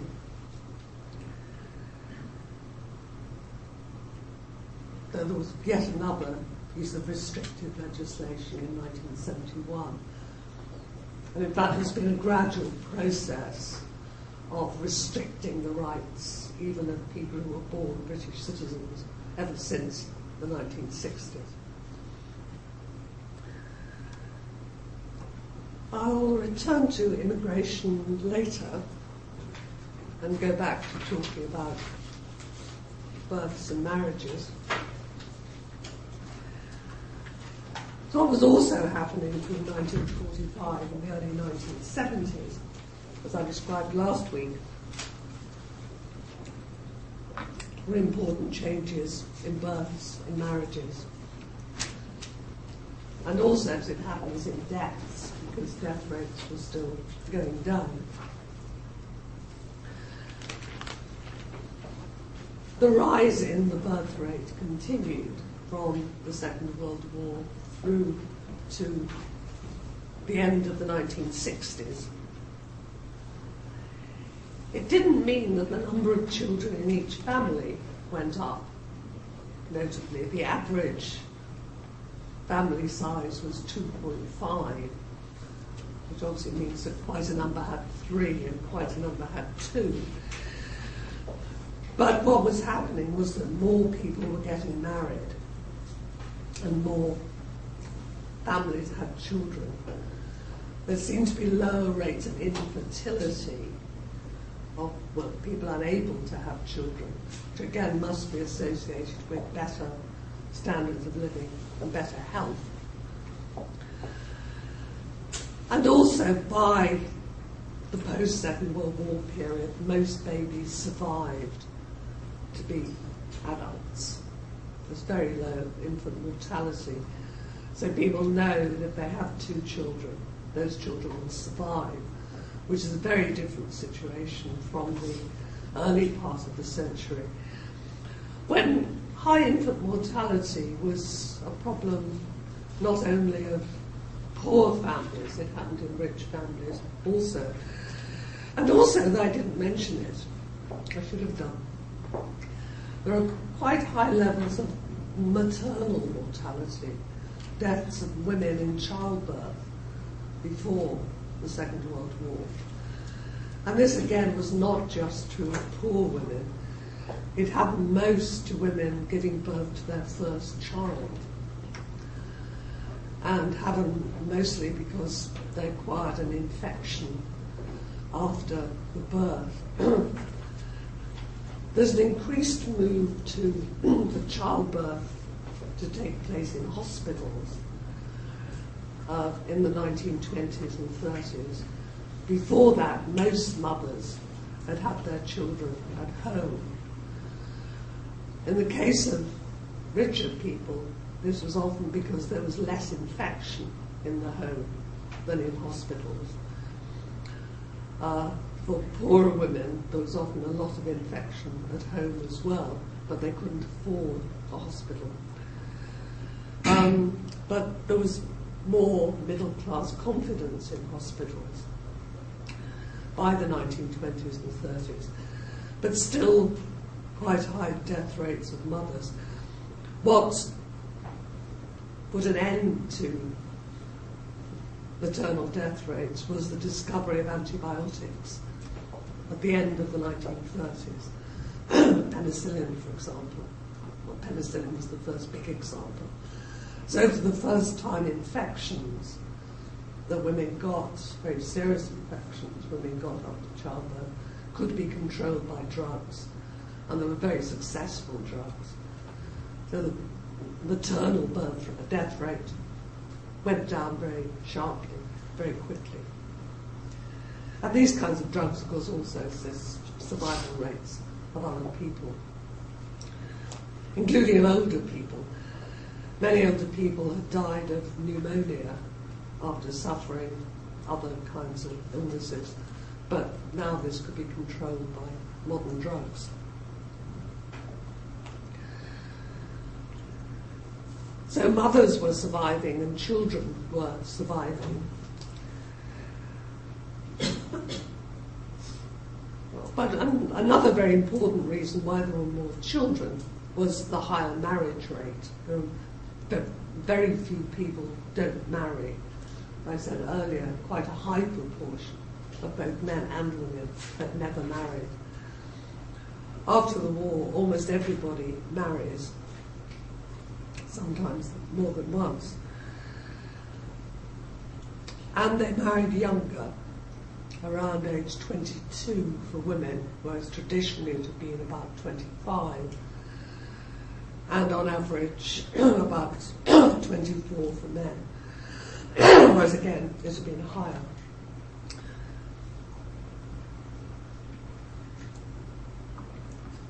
The reason for this, as usual, we don't really know, but it's quite likely it's because more people are better off and can afford to marry at earlier ages. People are in full employment and can earn more.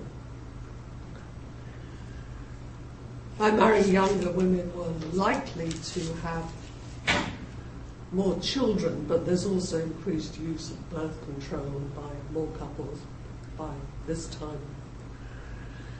And it did mean that if women started their families younger, and they usually had their first child quite soon after marriage, and then had a second child quite soon after that, they would then have more of their lives to live after their children grew up, and would usually give up work to look after their children, and then go back to work later.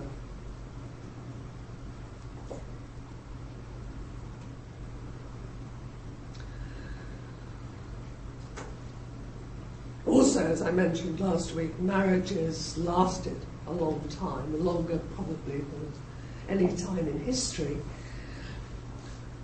because people lived longer. So if they married in their 20s, they were likely to be married for at least 40 years, and divorce was still quite difficult to get. So whereas before that, marriages had often been broken by death because of higher death rates, if they weren't broken because one or other partner left. And after that, from the early 1970s onwards, they're very often broken by separation and divorce. So this period from about 1945 to the early 1970s is a historically quite unusual one in terms of what's happening to marriage and population.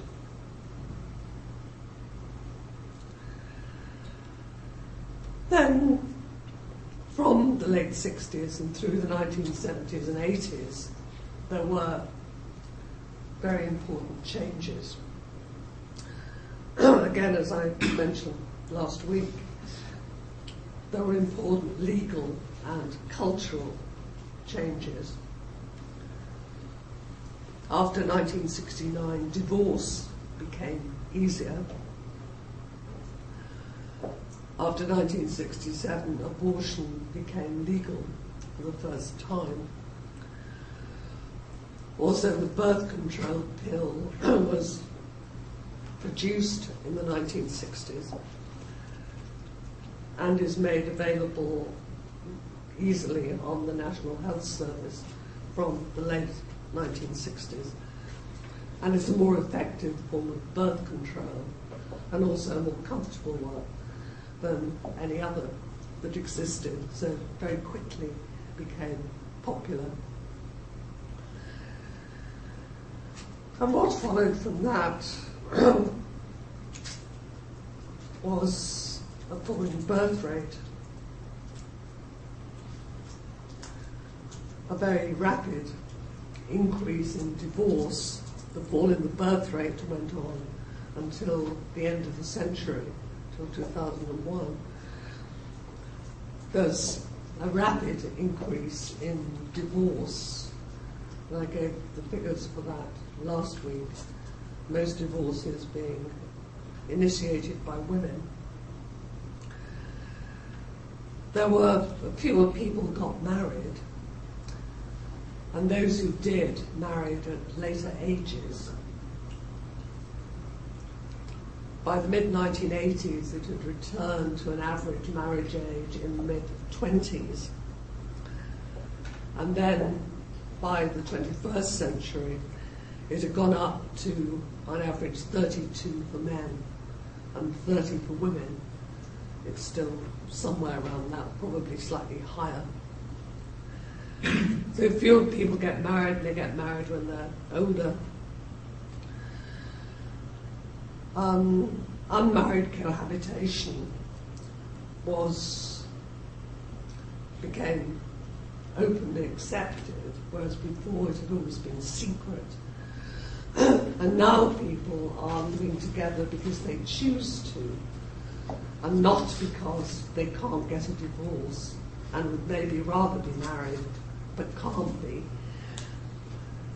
There always have been some people who had chosen not to marry on the grounds that they didn't believe they needed the church or the state to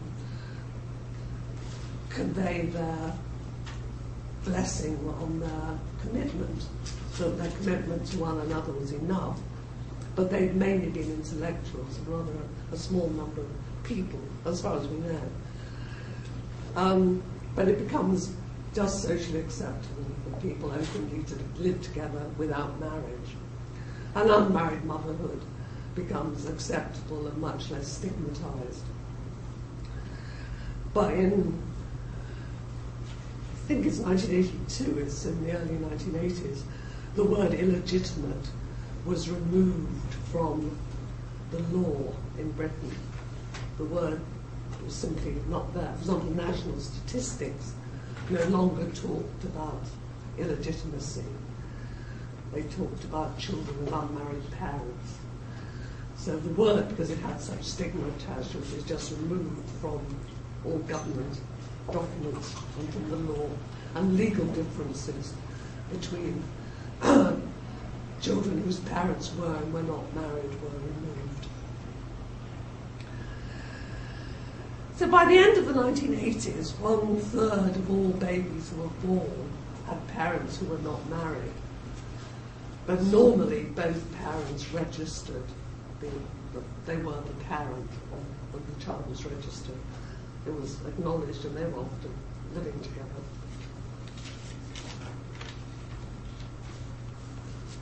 And these are international shifts in developed countries, this time certainly true all over Europe. So it's a very rapid cultural change, a throwing off of old values, the values of older generations. And why it happens is not easy to explain. Partly it's a new generation that's more confident and better educated than many of its predecessors. The birth control pill enabled people to have sexual relationships before marriage without the fear of pregnancy that had always been there. And so that made people, I think, rather more willing to experiment. Also, the very large number of divorces, which followed the 1969 Act, suggests that many marriages before 1969 could not have been very happy. The suddenness with which they broke down afterwards suggests that they can't have been in good shape. So maybe many of the young people who were becoming mature from the late 60s and 70s had grown up in unhappy homes and were very cautious about rushing into marriage and replicating that. So perhaps wanted to experiment and make sure they really could get along with somebody before they married. That may have made a change, but as I said, we don't really know. And the changes happened despite the efforts of the government to stop it. Between 1979 and 1997, there were conservative governments who had very orthodox views about marriage. Certainly, the governments led by Margaret Thatcher in the 1980s were constantly talking about the importance of encouraging marriage. Yet, the movement away from marriage had never moved faster. Quite the opposite happened. So there was really nothing that the government could do it certainly wasn't doing anything to encourage it, it was trying to stop it, but it wasn't able to stop it. So it's very interesting and really quite major cultural shift. So I would say by the end of the 1980s, 1/3 of all babies were born to unmarried parents, which was higher than had ever been known. It was certainly not something the government was keen to encourage. The other thing that must have made a difference was that women were more independent. Changes like the Equal Pay Act in 1970, the Sex Discrimination Act in 1975, which I discussed last week, increased women's opportunities. They had more opportunities for higher education, better jobs.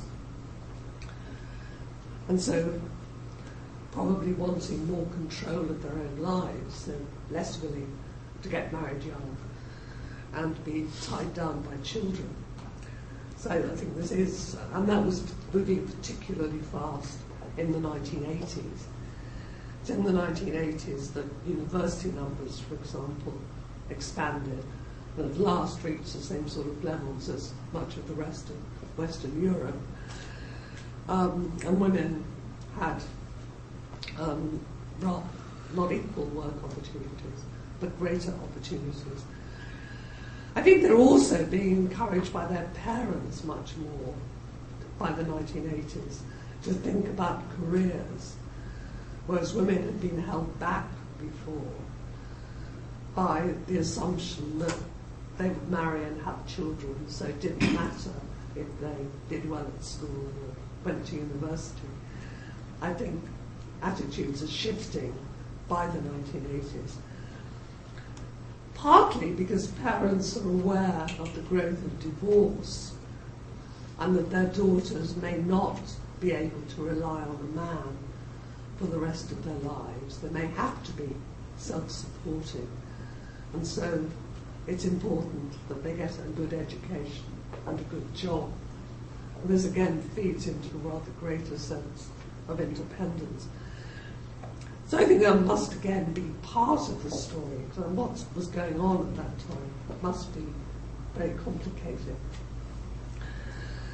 But this change didn't affect all social groups. For example, the by this time quite large Muslim population, they're not as big as it is now.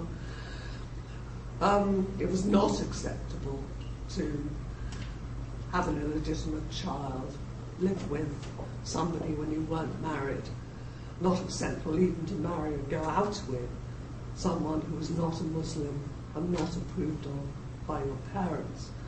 Obviously there were some emancipated Muslims who get out of this. But the culture within the community is very different from the kinds of changes that were going on. And also true in some other communities, there's still a lot of Roman Catholic hostility to birth control, to abortion, even to people marrying people who are not Catholics. But more Catholics reject that. It's a more open religion. But there were cultural differences within Britain as within all other countries.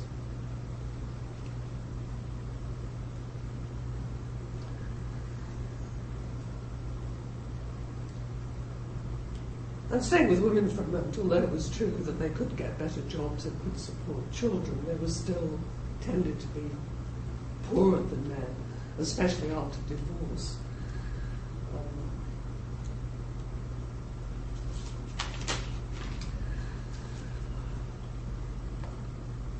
Well, the falling birth rate from the late 60s, during the early 70s it begins, again caused another panic about the ageing of the population. As I said, everyone had forgotten about the previous panic by this point and didn't learn any lessons from it. For example, about how older people contribute to the economy. That's all been completely forgotten.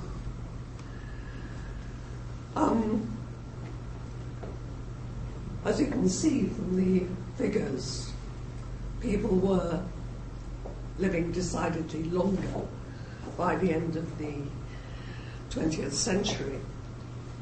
The birth rate at the beginning of the century the life expectancy at birth was only 51 for men and 58 for women. But this didn't mean that most men died at 51 and women at 58, because life expectancy at birth was reduced by the very high infant mortality rate. Life expectancy at birth averages in death rates throughout life.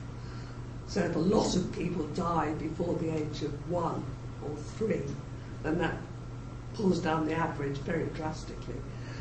So what that number means was a lot of people were dying in the first year of life. And those who managed to live to 20 had a very good chance of living into their late 60s, 70s and later. People often misinterpret these statistics to mean that there really weren't any old people in the past. But it's just a simple misunderstanding of statistics. And the growth that you can see then in life expectancy is partly due to falling infant mortality and falling death rates in early life, but is also genuinely due to more people living longer.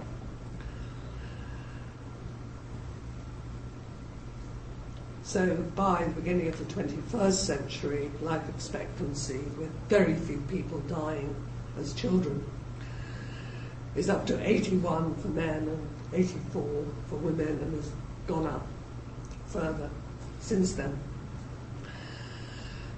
And around 20% of the whole population are now aged over 65.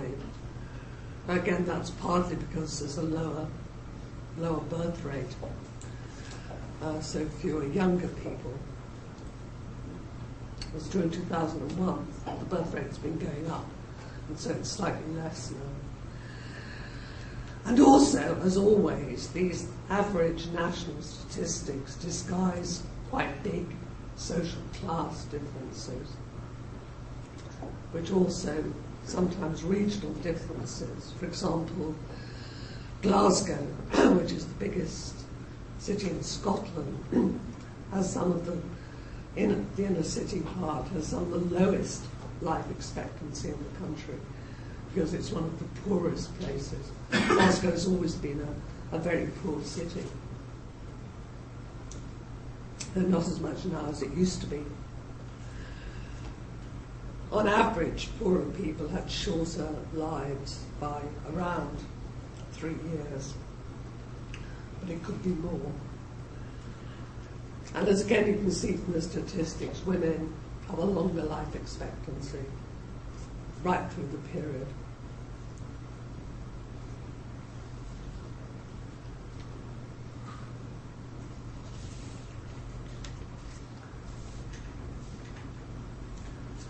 As I said, there's a return of panic about aging, because it was assumed that the birth rate, it was assumed as it was assumed in the 1930s, that having dropped, the birth rate would go on being very low.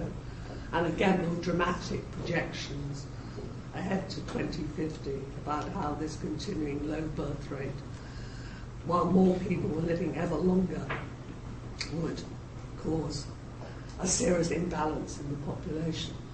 And there are similar concerns throughout Europe and in other countries, including Japan. Slightly less in the United States, because their birth rate is somewhat higher, because a higher immigrant population mainly. Though they're actually beginning to age quite fast now.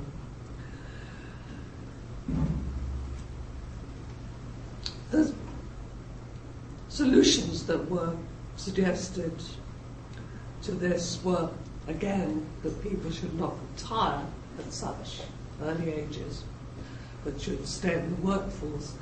And certainly by the 1980s and 1990s, people were staying healthier to later ages. They're not just living longer, but they're fit and active until later in life, and so are better able to work.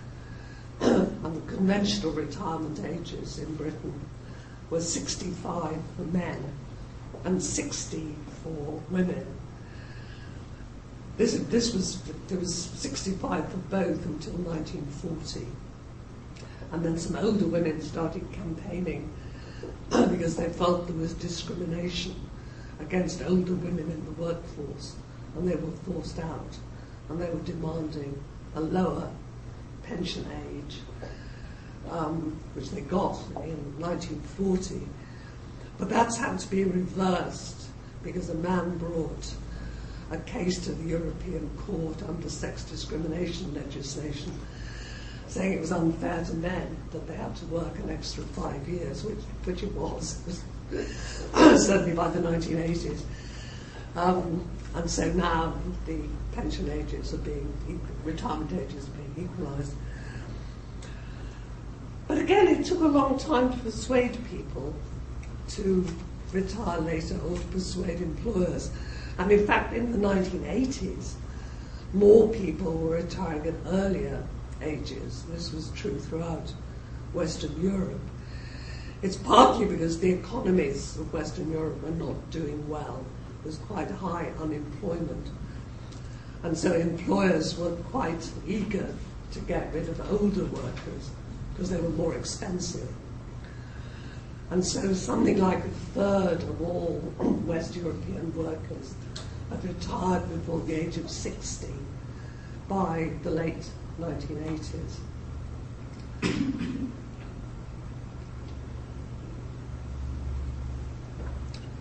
But through the 1990s and early 2000s, this has been reversing. More people have been staying on at work. It's partly because of growing costs of living.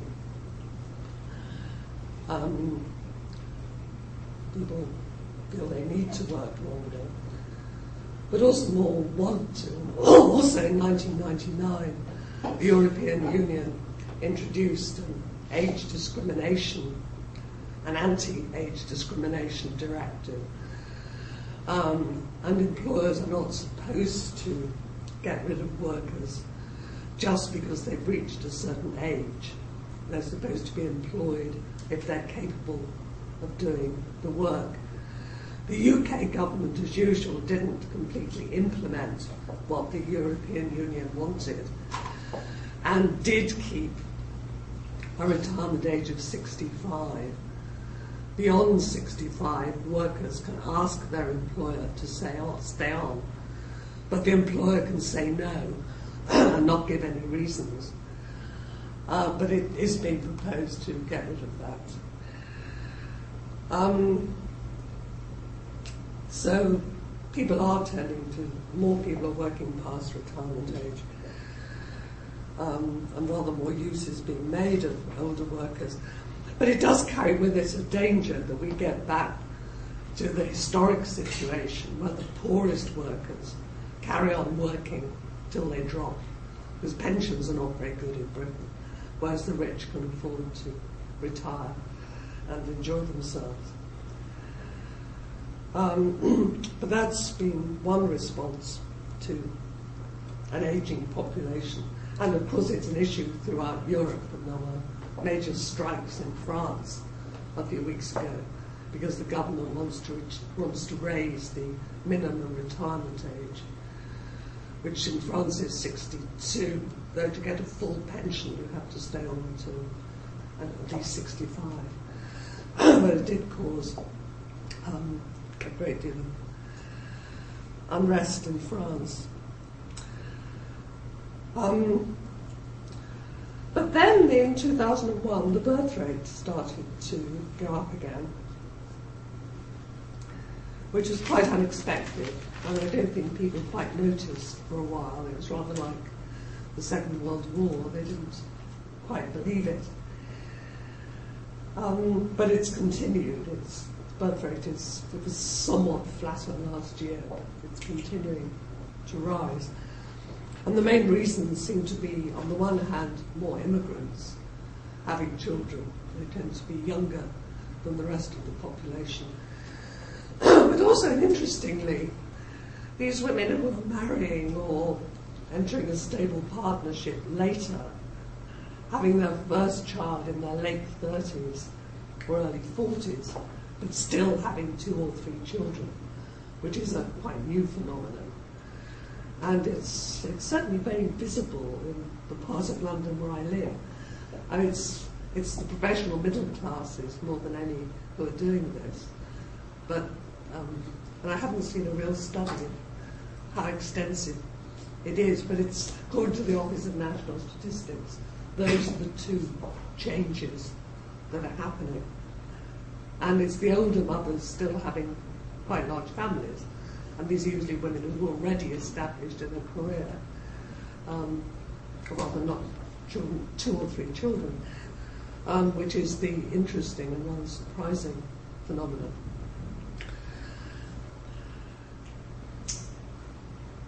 The United Kingdom is one of 7 European Union countries with a rising birth rate. And our Ministry of Finance is not now projecting a labour shortage, whereas a few years ago it was panicking about it. Now its latest public finance projections are that we don't have to expect a serious labour shortage. The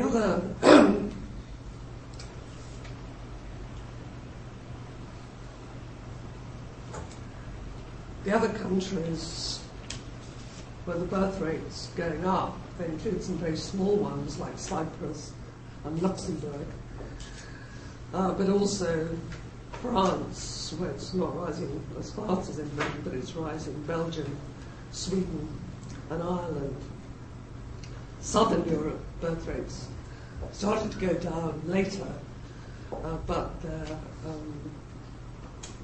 still very low. And Germany still has quite low birth rates.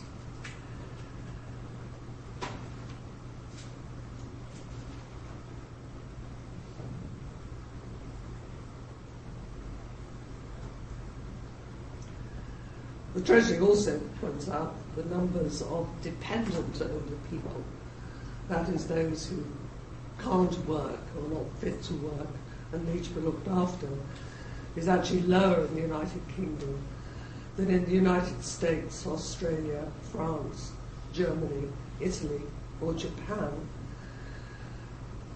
which are the countries where the numbers of dependent older people seems to be the greatest.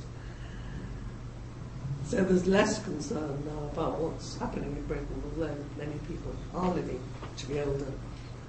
The population is coming more into balance.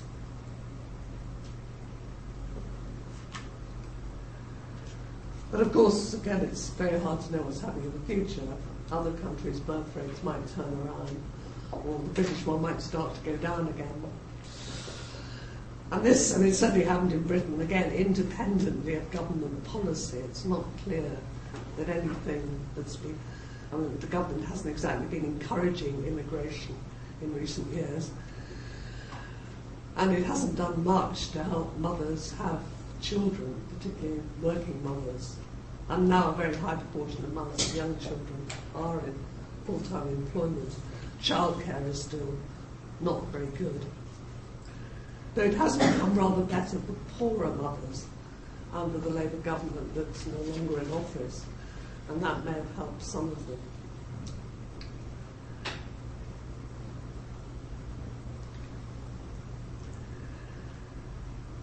But apart from birth rates, I've said the other important contributor to the British labour market is continued immigration.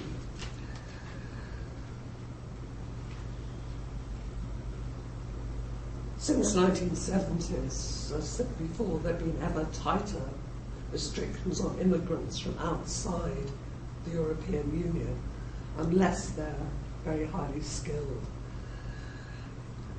There's continuing racist hostility to them, particularly high anti-Muslim feeling after 9/11 in New York, and after there were a number of bombs in London in 2005. Though, as I was suggesting earlier, in general, immigration or people of different cultures live side by side reasonably peacefully, particularly in London, which is the most multicultural, multiracial city. In 1951, only 1 in 20 Londoners were born outside the United Kingdom, and many of those would actually be British people born in various bits of the empire because their parents were working there. By 1971, 15% of Londoners were born outside the United Kingdom. By 2001, about 45% described themselves as non-white. And then, in addition to that, there are large numbers of European migrants.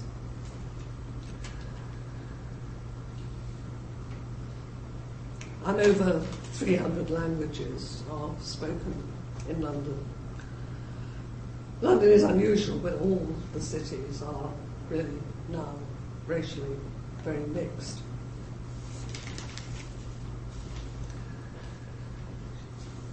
The tighter conditions on immigrants coming in from outside the European Union have gone on alongside more migration from within the European Union. The European single market that was introduced in 1990 allows the EU citizens to move freely around within the European Union.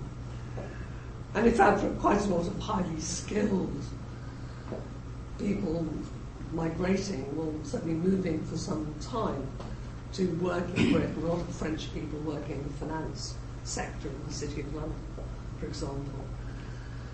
Very large numbers of French, and people from other countries.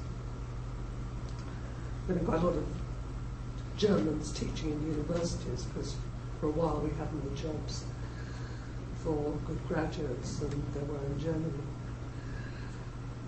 But then the expansion of the European Union to include more East European countries meant that quite a lot of poorer East European immigrants came to work in Britain from Poland, Ukraine, and other countries, and have become pretty indispensable for the building industry and also parts of the agricultural sector in Britain.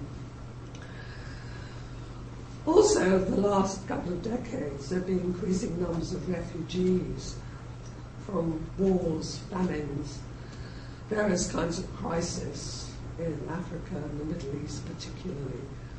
So there have been many more people coming for much more diverse reasons and for a much greater variety of places.